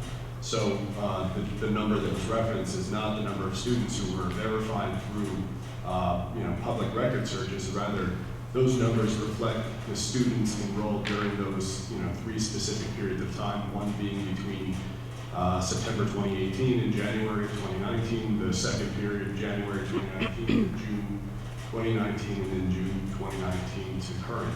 But there were a number of students who were verified through public record search, which includes property tax records, so homeowners submitting their tax bills, for example, is a record.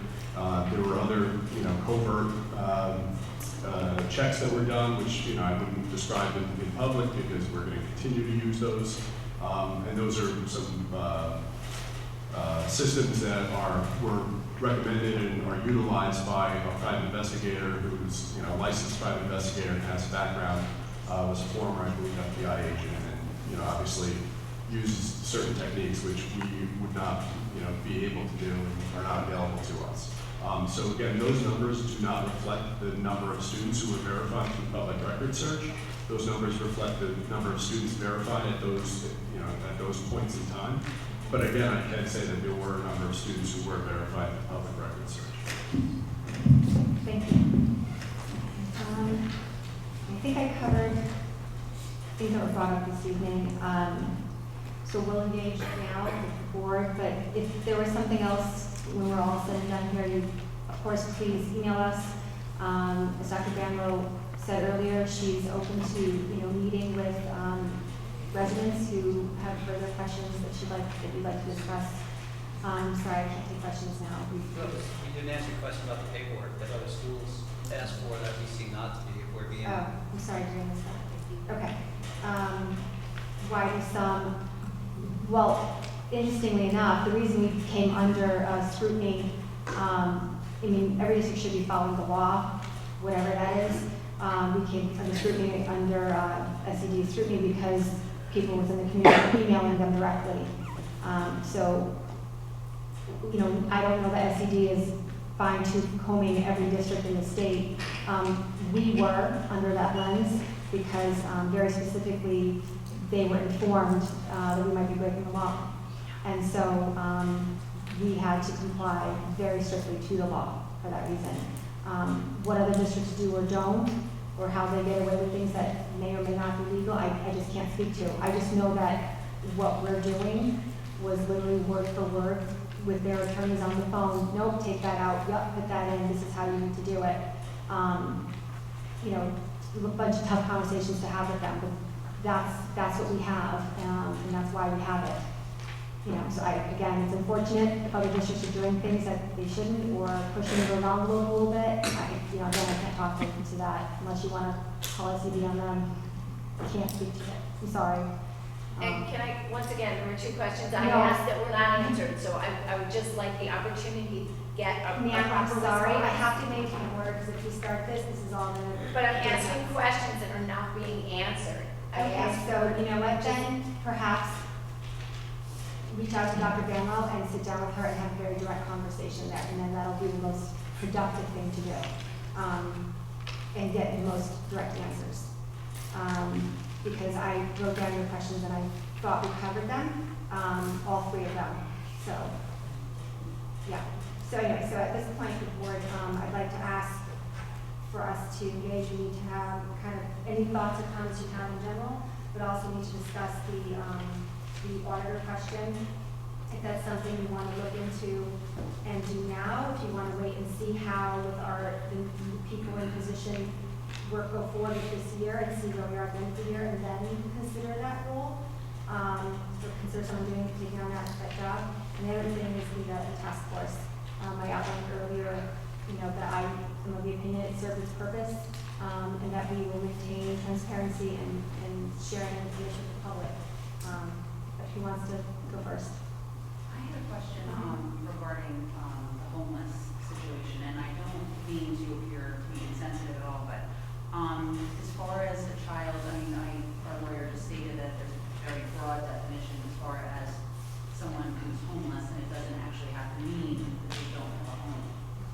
It's just somebody who doesn't have a stable place to stay every night. So I'm wondering, when we have a student who is homeless, how do we investigate that?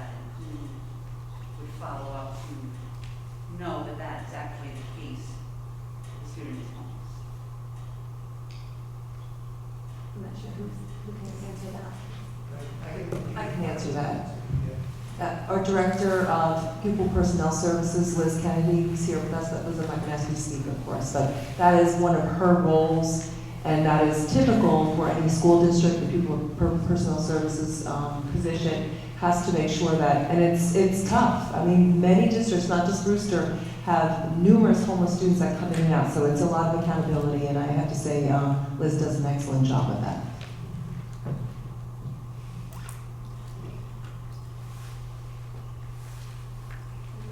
Are we doing specific topics? Just whatever, anything that you want to comment on or discuss, and then your thoughts on these two items. Right. The general clarification, there are limited exceptions for the district on local disturbances and share information. Now, if we're doing registration, and with databases, eParcel, any number of easily accessible Putnam County related databases, we can see, okay, this is a single family house. My records here show there's 10 kids in that house. Now, I don't know if it's definitively not safe. I don't want kids in dangerous conditions. Do we then go to report it to Brewster, to Southeast, and say, we have 10 kids living in this house? Now, FERPA doesn't allow us to be specific to the individual. Do you report a situation, or is that something that is not in our? So I believe it's very specific on what type of Yeah. danger. So basically, and I think Eric asked if they were answering this question as well. The basic question is, are we allowed to report unsafe conditions that the district encounters in the course of its investigation? And the answer is, you have to determine it on a case-by-case basis. Not every violation of a town code or ordinance is necessarily reportable. The standard is, does the situation present a health and safety emergency? And the usual thing that is looked at, is there an articulable and significant threat posed by the existence of that condition? So if it's 10 kids in one room, perhaps. But if it's 10 kids in 10 rooms, it might be different. So you basically have to make a case-by-case determination. This is what FERPA requires, to see if there's an articulable and significant threat to health and safety such that it can be reported to the town. So the rule is not that you can never report it, you just have to make that determination on an individual basis. What you can't do is have a blanket policy to say every time there's a violation of the building code, that will share that with the town. You have to consider each situation to see, again, is there an articulable, we can describe exactly what it is, and significant threat posed by that violation. So you have the authority, you just have to address it on a case-by-case basis. I'd like to add something here, just to kind of, in prior districts, and our staff who does this, and staff in other districts do this as well. If a teacher or an instructional aide or any staff member see something that is happening with a child that they feel is of huge concern, they're not bringing food to school, they're wearing the same outfit every day, that is something that I can't tell them. They could say, Dr. Bandler, should I report this? I can't tell them to report that, but you might want to consider that. So they report it. And then Child Protective Services goes to that house and investigates to make sure that child's okay.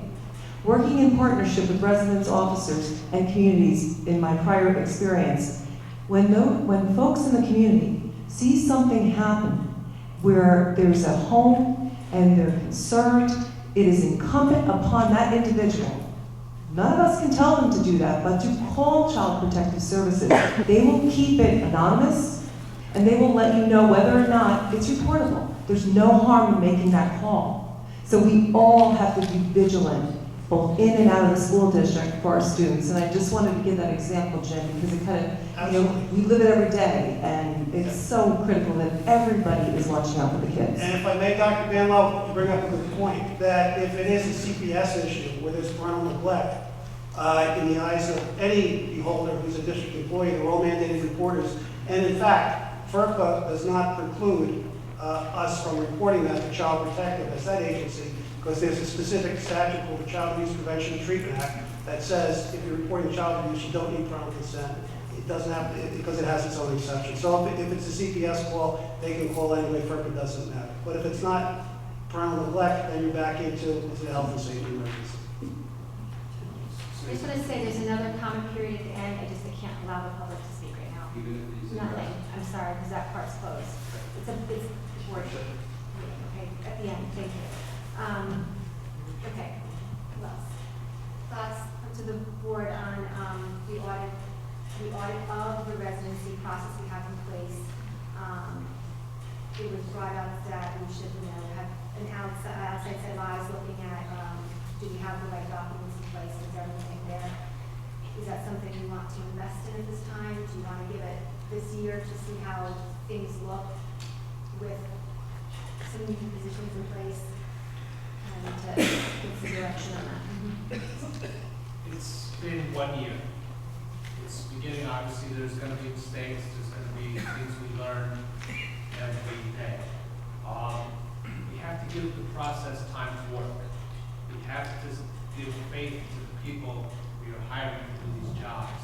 We brought in residency officers, district registrar, centralized stuff. There's been a lot of changes. And hopefully, this is related to there being changes and their improvement. We've heard certain things are down. That's people showing up in the wrong documents. Then we get a large spike in population in one of the schools overnight. Obviously, it's something that's evolving, but we have to give it time to work. If we just keep saying, let's just audit it, spend more money on it, by working on it, having people tell us what's going on, having these public forums, by discussing it, by the staff working on it, it gets better. So we can't just second guess everything we do. Otherwise, we're reaction to everything. We don't have a plan. We're not going forward. We need to give it time to adjust. We can definitely look at it down the road. And it evolves. The numbers, hopefully, are getting better. Things are getting better. Is it perfect? No. There's no district where it's better. Nobody can tell me it's not better than it was 2 years ago. So I believe we need to let it take its course and give it some time. Let me talk about the task force first, if that's okay. Okay, does anyone else want to comment on this audit thing? We can wrap this one up. I can. Is that on your mic? Yeah. I know we've talked about this for a year. I know we have new players coming in. I'm kind of leaning towards us considering that what happening. I think it's a great opportunity right now to have those individuals come in and get a report and evaluation. Where are some steps to probably we can tighten up on and improve on? I think it would be beneficial for us to consider doing it at this time with the new players that's going to be coming on board. I just think it just hits it at the right time where everybody walks in and they get to see where we still have to consider improvement in certain areas. Has it improved in the past 2 years? Absolutely. But I know talking to the community, we've talked about giving it some consideration over the year and we're here. So let's not push it back again. That's just my opinion. Okay. Anyone else? Karen?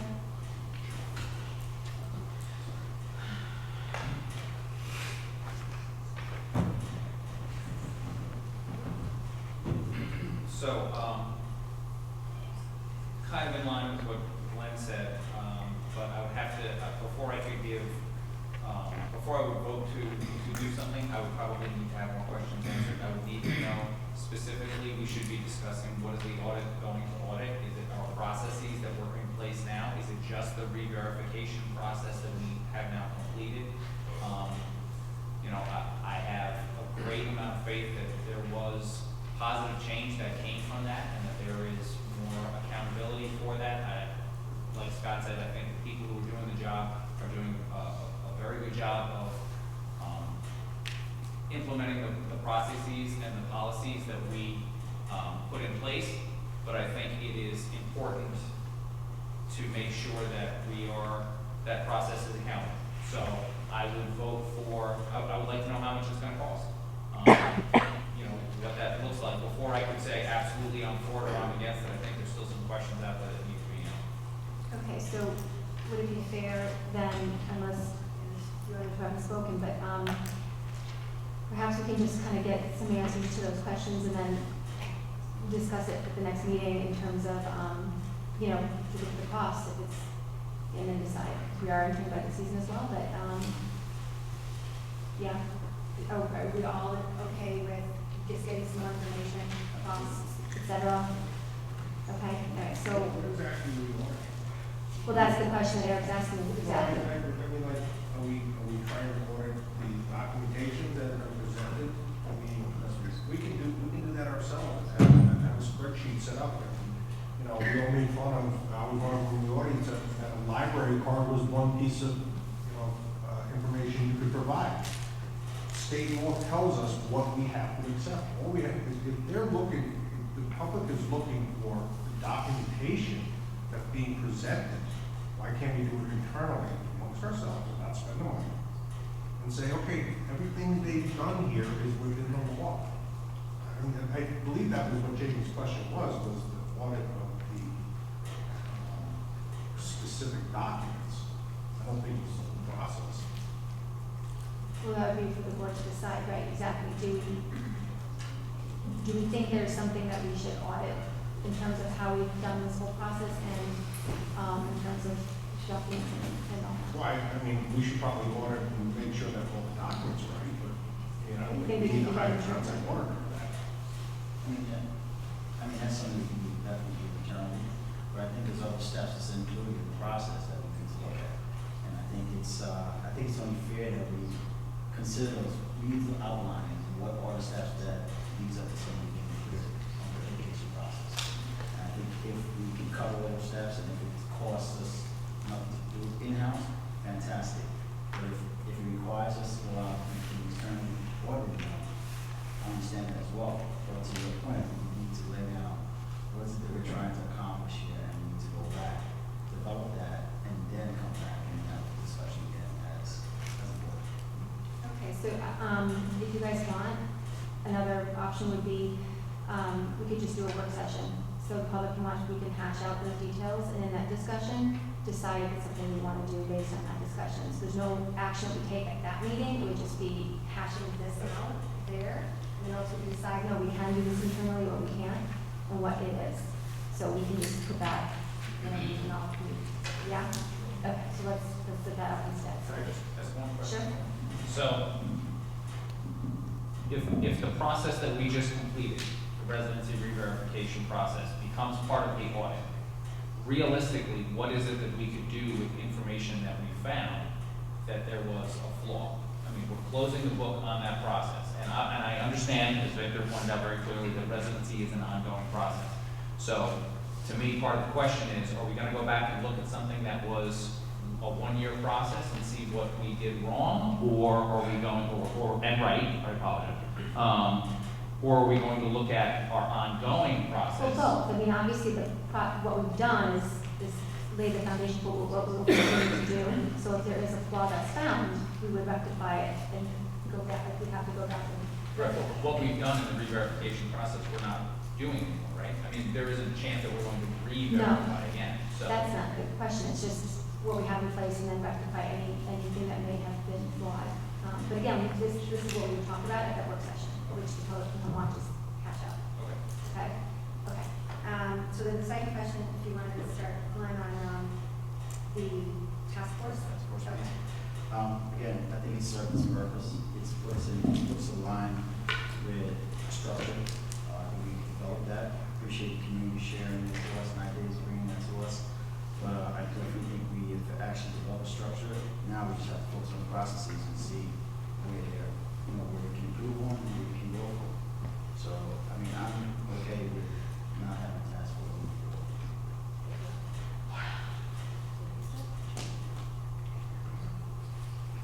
Other thoughts? If the task force brought up a number of topics, and a lot of research was done by the members of the audience and task force, and we're working on those items. So the task force basically has evolved to being a standalone item, which was another night that everybody had to go out and not be someplace. And now we can do it here. If there aren't as many items that need to be dealt with, can we handle it internally here? Can people still come to meetings, bring items? Can we still do regular updates? same task and form into a regular meeting. Well, that's my understanding. I would want us to do exactly that, to continue being informative and taking in information. But our paperwork, our process as far as, what's been outlined, we can't amend what the state has told us, what we're doing. This is what it is. In terms of the village and concerns and different things that were brought up, that's just, again, either whether it's through an audit or internally that we manage, that's the work is now internal to the district. I don't see what else the task force, we would have to have a purpose. So the question then is, if the task force were to continue, what's the goal of it? What are they going to ultimately give us advice and input on for us to potentially implement? We have all of that, so that's all laid out already. So now it's just a matter of how good are we doing it? What other, suggestions come in? That's just an informational exchange that we maintain our transparency, putting things on the website that we've been doing, we continue to do that at our meetings and allowing for people to come and share. And then, we're going to have this one open forum. We'll see how it goes. Perhaps we can create very specific. We can say, and I don't know, we can talk about that, have specific forums, which was also a request. We thought we'd do an open forum and just see what comes out of that, what are the prevailing issues. We can have just a residency forum, and that could be the place. But that would be a way to allow for an exchange. But I just don't see what definition you can come up with to have a task force at this point, where its goal would be to advise us on work we're going to do, because we're already doing it. We've improved and we're within the law. So that's the way I understand and see that. Can I say one more thing about the task force? I think maybe just from the history of what happened with residency, I think it might be, it feels uncomfortable and people are a little worried and concerned that they're not going to be heard going forward as far as residency. And they still feel like we have some issues that we need to tackle. And I think that we make a different board and we have a great new administrator who's much more open to listen to those problems. And I think that we're much more approachable. And I think it's people were excited to hear about the task force because they felt like we could work together on other issues. And I think we can still do that without the task force, as long as we remain open and listen to concerns and we continue to work on it together, resolve the issues that come up. And I agree. I think, and as I'm saying, I think should we have, just after the holidays, we can just have a day and just see a residency forum on that particular topic. So we'll have hopefully something in place for a few months. Where your committee has had a few months to have some meetings. We can see how that's progressing, and then if we give the public an opportunity to come in and share more thoughts, and then we can still provide our updates. And we could do that as well. Just create that form of that. And it's not like it can't be reestablished in the future if people still have concerns and they If want. there was a need that we discovered that we need to, absolutely. It's just this time I feel like we're in a position to. Thank you. Some really good comments from the board. I just want to mention that the task force is an ad hoc committee and did an excellent job. And I know I wasn't here, but they gave a laser focus to residency in this district.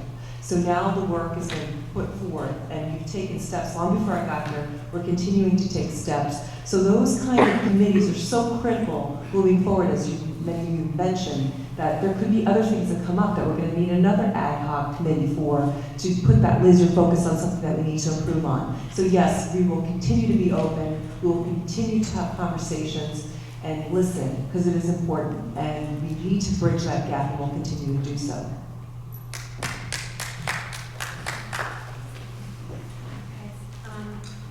So with the task force, there's kind of a general consensus for now to not continue with it. Is that what I'm hearing?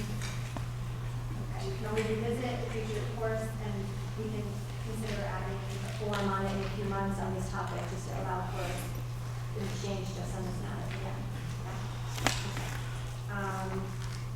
So on this item, presentation, anything else that we need to discuss before we want to comment on?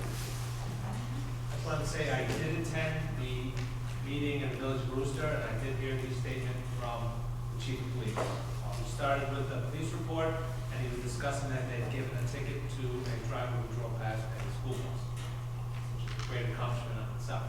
I followed up with the chief actually after that, and they have issued 3 such tickets in the last year. Then when they were requested by the board on where did this happen, what was going on, that's when the chief of police made his statement on what he saw in the village. So that's why we could bring it back to the board and have taken note of his comments. And once we got a residence relationship, I guess they can follow up with the chief of police, figure out more of what he's discussing, whether it's an off-the-cuff comment or to get the actual data behind what he's saying. And feed that into the system to improve what's going on. So it's something that has been and will be working on. Thank you. We're good? Okay.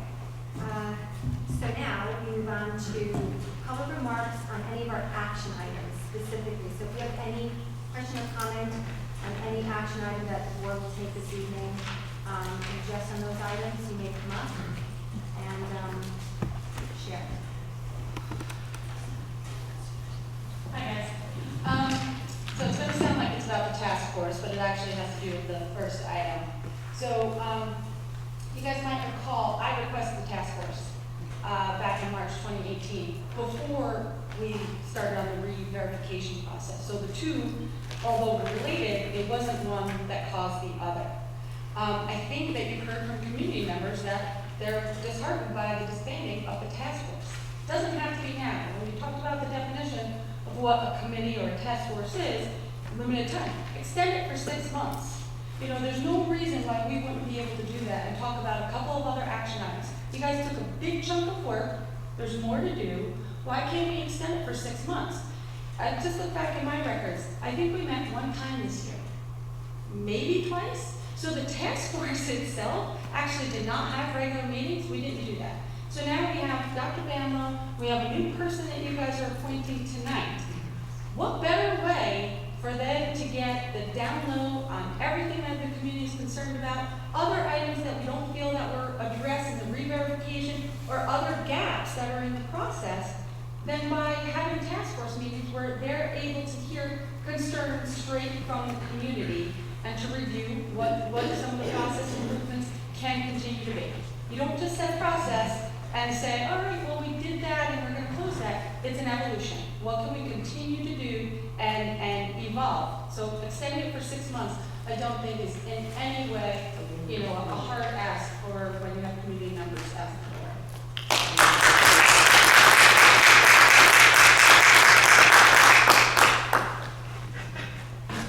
Anyone else on any of our action items?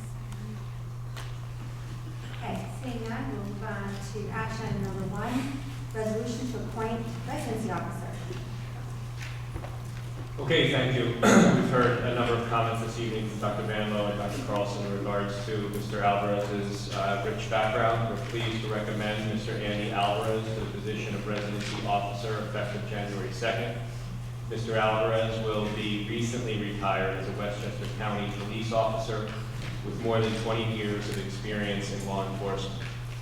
A graduate of the State University of New York at Purchase, Mr. Alvarez is bilingual. He began his law enforcement career in Portchester, the community in which he grew up, before transitioning to the county where he has worked since 1995.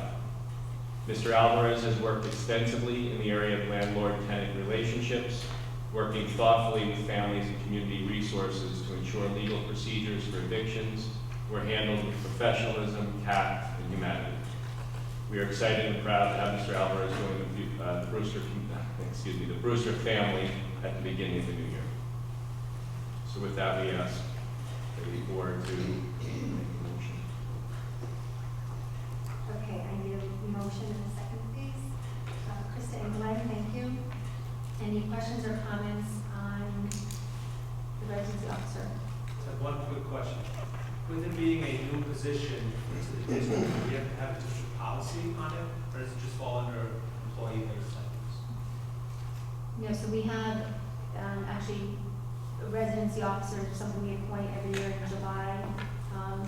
It's part of what we have, so it's not a new, I think the issue was, if you want to just comment, we have to create the civil service thing, right?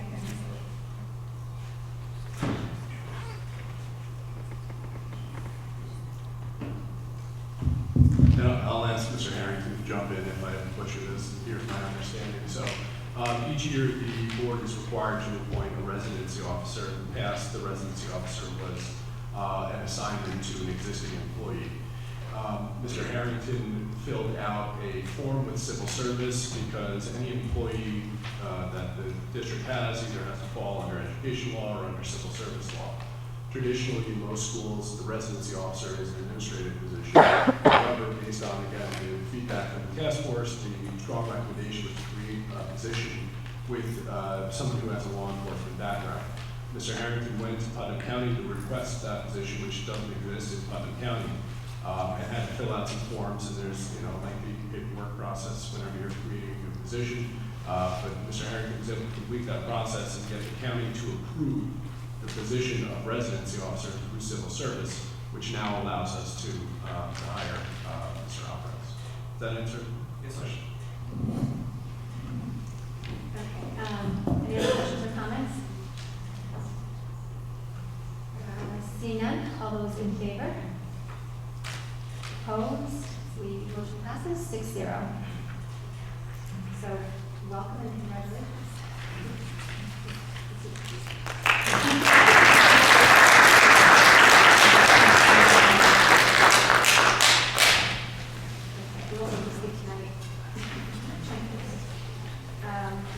Approval number 2, approval of intermunicipal agreement,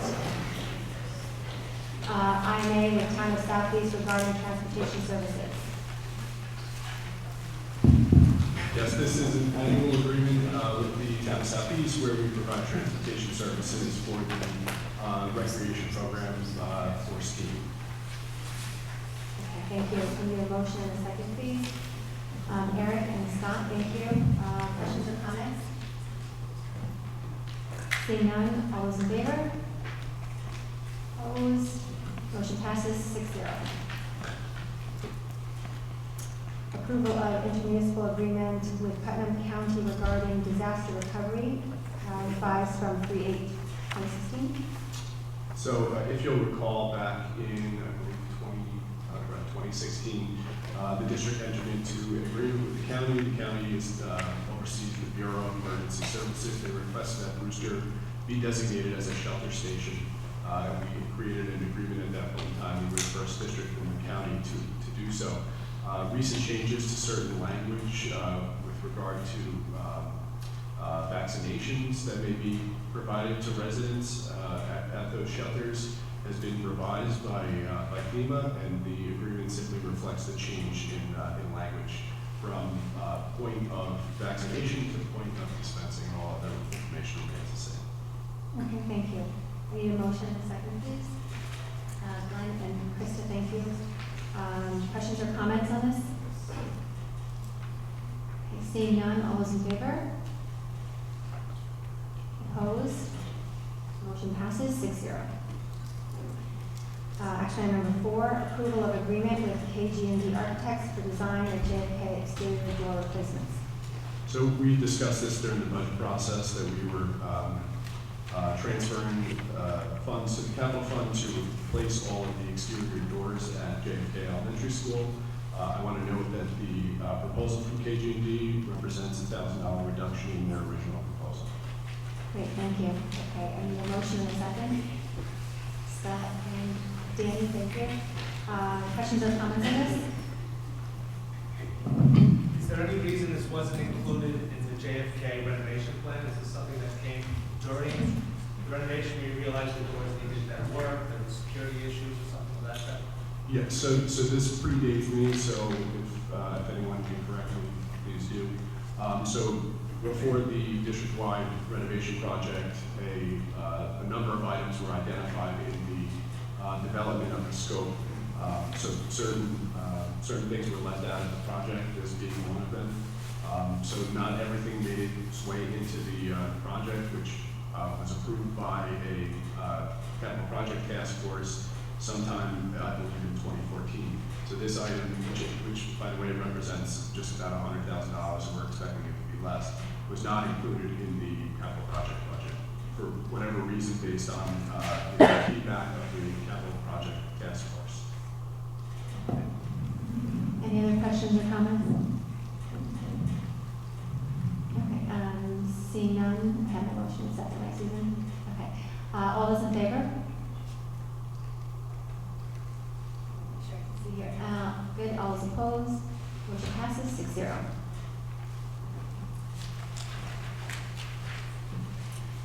Action number 5, approval of budget advisory committee charter and members. Yeah, I just want to acknowledge and thank the Budget Advisory Committee, and forgive me, Francine Santos also expressed interest in the Budget Advisory Committee. She's not listed here on the Scott's shaking his head now that she's not joining.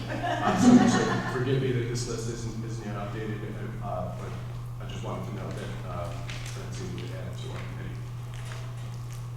Okay, I need a motion and a second, please. Scott and Glenn, thank you. Questions or comments? So let me ask you this, since her name isn't on it.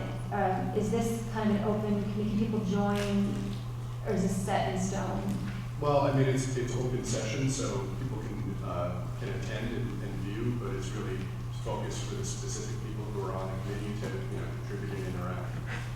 So, I mean, we can update this this document. Okay, so then I need to actually then make a motion to amend it, because the information is not correct online. I have to. And that's fine, because our first meeting isn't until the second week in January. Okay, so then. We can amend this after December. Okay, that's fine. So then I actually need a motion to table this to the next meeting. Eric, thank you. And a second, Scott. All those in favor to table this to the next meeting? Motion passes 6-0. Okay, thank you. So yeah, we'll just do that at the next meeting, make sure that whoever is supposed to be on their time. Okay. Action item number 6, approval of amendment to 403B plan document regarding eligibility requirements and hardship distributions. So this is a procedural request based on IRS notices and publications that allow employees to borrow from their 403B without penalty, and also amends language with regard to eligibility for participating in 403B. Again, these are all set forth by the IRS. Okay, great, thank you. I need a motion, please, in a second. Krista and Glenn, any questions or comments from the board? Seeing none, all those in favor? Opposed? Motion passes 6-0. Action item number 7, acceptance of enrollment projection report 2020-21 through 2024-25. Yes, thank you. This is an enrollment projection report. Is a demographic study update that will take us from next school year through 24-25. It's an annual report conducted by a third party. It marks the 3rd year that we're asking for the Board of Education to accept the report. I referenced this report earlier in my presentation, but we use this as one of the measures to project enrollment and to allocate resources. Okay, thank you. I need a motion in a second, please. Danny and Scott, thank you. Questions or comments on this? Eric? What does it mean that we're accepting the report? It means that you acknowledge that it exists and that we'll be using it as part of our decision making. And this is how we do our budget projections for the upcoming school year. Based upon these numbers, we're going to be allocating possibly new teachers, new section of class, based on this report. This will be one of the measures that we use to make those decisions. Because I compared this to last year's report, and basically it shows the same line except for the spike that we experienced in the last year. So just projecting. Yes. Thank you. Any other questions or comments? Seeing none, all those in favor? Motion passes 6-0. Action item number 8, approval of policies. Second read, 7220, graduation options, early graduation, accelerated programs. 7222, diploma or credential options for students with disabilities. First read, 5660, food service management, meal charge and prohibition against meal shaming, free and reduced price food services. 5710, student transportation. 7440, student voter registration and pre-registration. 7510, student health services. 7522, concussion guidelines and procedures. Yes, thank you. These policies have been reviewed and recommended to you for approval by our policy committee. Please know that the policies that are up for second read, 7220 and 7222, were approved for a first read on September 24th and then kicked back to the policy committee to consider feedback from a community member. So that feedback was considered and largely incorporated into the policies which we submit for your second read approval. Great, thank you. Motion please in a second. Eric and Glenn, thank you. Questions or comments? Well, comment, I mean, it's nice to hear that, we were able to implement improvements based on a community suggestion. There's definitely more succinct language that helped broaden the options for students. Great, thank you. Anyone else, questions or comments? Clarification on 5710, the transportation. I've just been asked a number of times in regards to putting kids on buses to go to alternate locations. I know it's a policy in the manual. I just wanted to see if I had a clearer picture as to why. I don't know if this is the proper forum for that. Sure, so I can reference the only change to the policy in 5710 was the language, a sentence regarding kindergarten students and not allowing kindergarten students to get off the bus without a parent or other previously identified adult. In terms of the practice of drivers picking up, is that what you're asking, Christina? Drivers picking up students who... Kids going to alternate locations, not for work, not for daycare, but going to a friend's house, going to someplace for homework, going to alternate locations, which we don't allow probably based on a liability or because the buses are full. Just want to see if there's some type of clarification and a better answer on why we do it. Sure, I might phone a friend, Mr. Carlson, and then this line. I just want to acknowledge Mary Smith, who was here for the majority of the meeting, and I'm happy that she's gone home because she'll be here, 4 a.m. tomorrow. I wish you were here to be able to address this question. However, I do understand that whenever students are changing buses, it does present challenges with overcrowding on buses and accountability and making sure that you're aware of where every single student is. We say that we try to provide the most efficient and effective transportation. By having an uneven number of students on the bus each day, it would be very hard to manage, and to know that we're assigning the correct number of students on the bus. For a number of reasons, including student safety, accountability, and efficiency, is why we and many other districts, probably most other districts, prohibit students from getting on different buses each day. Any other questions or comments? Seeing none, all those in favor? Opposed? Motion passes 6-0. Action item number 9, approval of side letter of agreement for BTA regarding flex time. Yes, thank you. This side letter provides flexibility with staff start and end times within the language of the BTA contract to allow students' needs to be met prior to the start of the school day. Any building decision to potentially flex a teacher's time must be agreed upon by the staff member and the administrator and reflect a clear academic need for a particular population of students, ensuring that such decisions are neither arbitrary or capricious. Thanks to the BTA leadership and their thoughtful engagement in this agreement, which has been reviewed by our district attorney and is recommended for your approval. Okay, thank you. Need a motion, please, in a second? Danny and Scott, thank you. Any questions or comments from the board? No? Seeing none, all those in favor? Opposed? Any opposed? I'm opposed. Motion passes 6-0. Your hand is up, Joanne. Okay, action item number 10, approval of MOA SEIU. Yes, this MOA with the SEIU recognizes the position of Transportation Operations Assistant as a new title within the SEIU. Presently, this position has been outside in the bargaining unit, and the nature of the work and its non-management or supervisory role necessitates the need to have it transferred back into the SEIU where it had originally existed. Okay, thank you. I need a motion and a second, please. Scott and Eric, thank you. Questions or comments from the board? Seeing none, all those in favor? Opposed? Motion passes 6-0. Okay, action item number 11, approval of separation agreement and release employee number 596.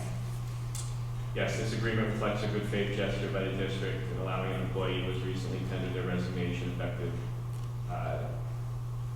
not June 30th, I'm sorry, December 30th, to forego the one-year notice in order to receive their contractual benefit upon retirement. Okay, thank you. I need a motion and a second, please. Krista and Glenn, thank you. Questions or comments? Seeing none, all those in favor? Opposed? Motion passes 6-0. Action item number 12, resolution approval of terms and conditions of employment for residency officer. Yes, this action item reflects the terms and conditions of employment for the position of residency officer. The salary is commensurate with the maximum salary a retired state employee may earn. It is not subject to year-to-year percent increases. This is a 12-month position. It does not carry health benefits. Finally, the board may note that the vacation and sick time afforded in this position is aligned with first-year employees in the SEIU. Okay, thank you. I need a motion and a second, please. Scott and Eric, thank you. Questions or comments? Just like to welcome Mr. Otto. Thank you. Any other questions or comments? Seeing none, all those in favor? Opposed? Motion passes 6-0. Thank you. Okay, move on to the consent agenda. I think, did you have anything? I just might note that we have our 4 TAs that are going to help support the needs in the kindergarten classrooms and first grade classrooms, given the increase in students. Okay, thank you. Did I get a motion and a second, Ms. Smith? No? Okay, so Eric and Scott, thank you. Questions or comments on the consent agenda? Okay. Anyone else? I think we should discuss the modified coach. Is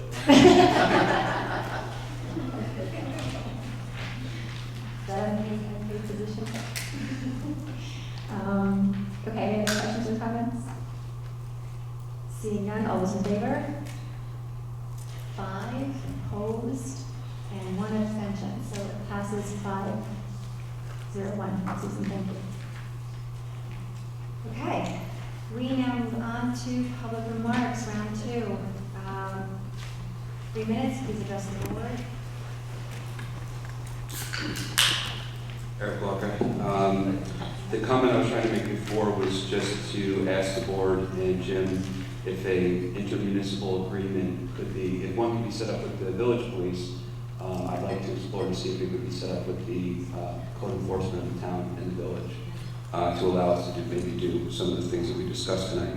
Another question for the board is, and this may have been discussed, I may have missed it, will there be audit points for the residency verification process throughout the year? So we talked about in the task force when kids change schools. I've had some conversations with the prior residency officer, and I've shared some of those with you, and I don't have 100% faith that some of those were cleared accurately, so it would be nice to have some other audit points. I got here a little bit late. I was hoping you could elaborate on the title issue with Garden Street, and I'd just like to add that I was disappointed with the contract, the original contract that was written for that sale, and the position that it put the district in. And also, do you have any timeline for that to close, and is there a deadline for that? In regard to the class size presentation, there's a lot of content, but what I got from it was that we may need more sections in classes. And can you comment on the availability of space within our buildings? Do we have sufficient space, assuming that we can afford all these extra teachers, or are we running out of space?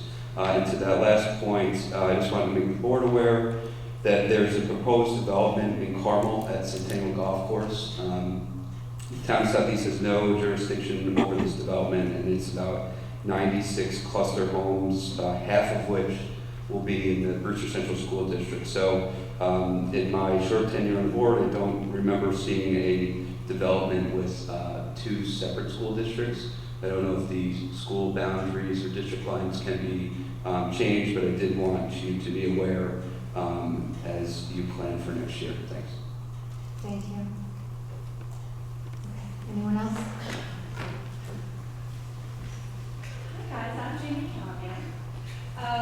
I did want to talk about a couple of things. About a year and a half ago, I asked the board when we really struggled with some of the budget items and we were had some challenges passing one of the budgets, that we start to look at some of the new hires and so forth and map that back to budget points. So when we look at the staff members now getting approved, we have 3 new TAs because of overcrowding, and then we have the school counselor. So we are adding 3 people, it looks like, healthcare, all of those expenses, and then we're adding a full-time school counselor minus the healthcare. So we're talking about 4 new employees. Where is that accounted for in the budget?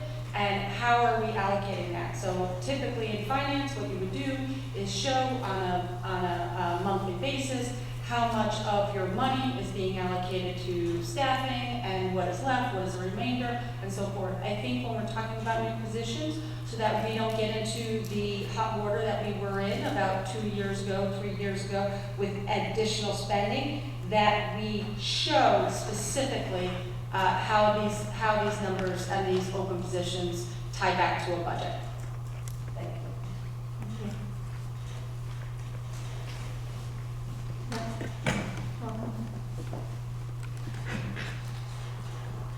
Hi, I'm John Butera, and I teach civic history at the Anchor Wells. Next Thursday we have a concert. I realize that you guys are going to see a lot of movements out, obviously, but I'd like to invite the administrators and board members to the concert next Thursday at 7. It's a very strong group. 8th graders are really on fire. You want to cheer, and it'd be a nice way to sort of end the season. They've got holiday songs, so it'll be definitely better than what's on TV. I don't know if I have TV features on 5 days. Thank you.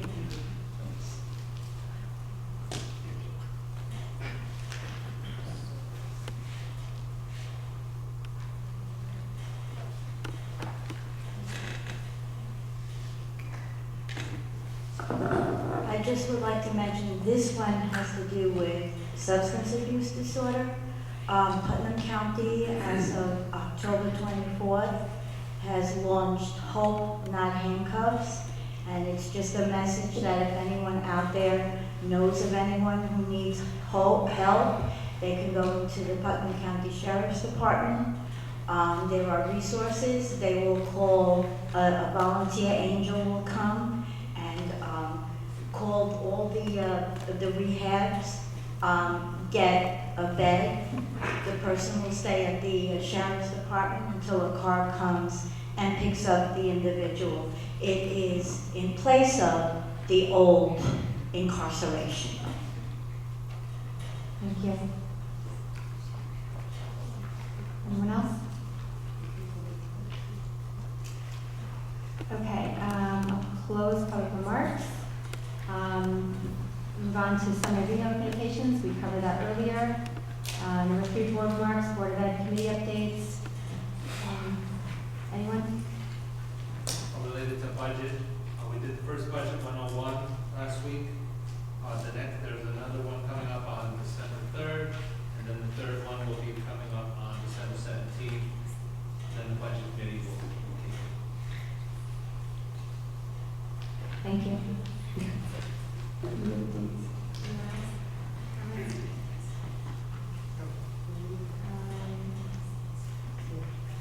No, good. Okay, so yeah, so thank you for that because I need to comment on upcoming meetings. So December 3rd. Our next board meeting is December 10th, and a lot of stuff going on in the calendar, so we'll be around, and hopefully we can make a conference. This one will work. What else? Am I missing any dates? No? Just, one small. We had spoke previously about the bus arm cameras. I just wanted to give an update on that. I have gathered from 4 different counties the existing bus camera laws, and I did arrange a meeting with 2 of our county legislators, Mr. Jonke and Mr. Castellano, and they are open to reviewing the information and bringing it up in Putnam County to start the law. Whether it's us buying the cameras, the county buying the cameras, some wonderful person swooping in and paying for those cameras, there still has to be a law. The law will enable bus drivers to hit a button, record the image, and police officers does not have to be on the scene. They will be issued a ticket. It won't be a moving violation, but there will be a fine and a follow-up, and the tickets start in the range of $250. So it's a serious item. Like I said, there were 3 tickets issued in Putnam and not in Brewster itself, and we all know the story of our valiant bus driver that saved the children that were walking out when the driver not paying attention decided to pass the bus on the right side. So it's a very important thing that we need to do, and we will be following up with you. In fact, they have invited us to make a presentation at their December 11th meeting. If the board feels it's a valid item, I could present what I have found to them, and they would review it themselves. It's not something that would involve our attorneys or our review, which is something the county has to start to get the process in place and then decide how it's going to go from there. And thank you for the work you're doing. Just to clarify, so because right now, if I understand it correctly,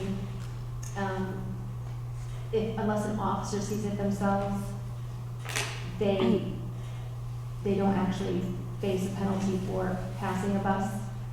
Is that how that Well, I works? understand because the officer did not witness the crime, he did not go to the trial, and if the person wants to face their accuser, the officer who was writing the ticket would be basing it upon information received from the drivers. Right now, I believe the drivers do record the information, they turn it over to the sheriff or the police department, who try to follow up with the driver, find out what it was the camera picture valid, and they track the car down. And I believe they issue warnings, let them know what they did was wrong, but there's no teeth to it. There's no teeth. Right, okay. Like I said, right now it's, I'll say it's Broome County, Orange County's working on it, NASA and Suffolk have for requests. Obviously, it's going to be a budgetary item for these cameras range from $3,000 to $5,000. It's a retrofit buses. When we're doing our fleet replacement, we are having the buses, cameras installed on the buses as part of the new updates. So eventually we will be there, but either way, we still have to have the law enforced. No, I think having the law is regardless is a good thing to have. And any other school district can call me up, there's nothing mandatory to this, it's the county deciding that the law needs to be done. And then I'll have the local police laws, which will enable the officers to respond, issue tickets, review, because obviously we would not be able to do that. They have to review the camera footage, get the verification, track down, and issue the signs. Are we okay with letting Scott continue hoping pass this law? Thank you. Anyone else? Anything? No? Okay. Raise hand. Yes, I don't believe we have executive session tonight. We have nothing else to discuss. No? Okay, so we are adjourned. I see the motion and the second to adjourn. Glenn and Krista, thank you. All those in favor?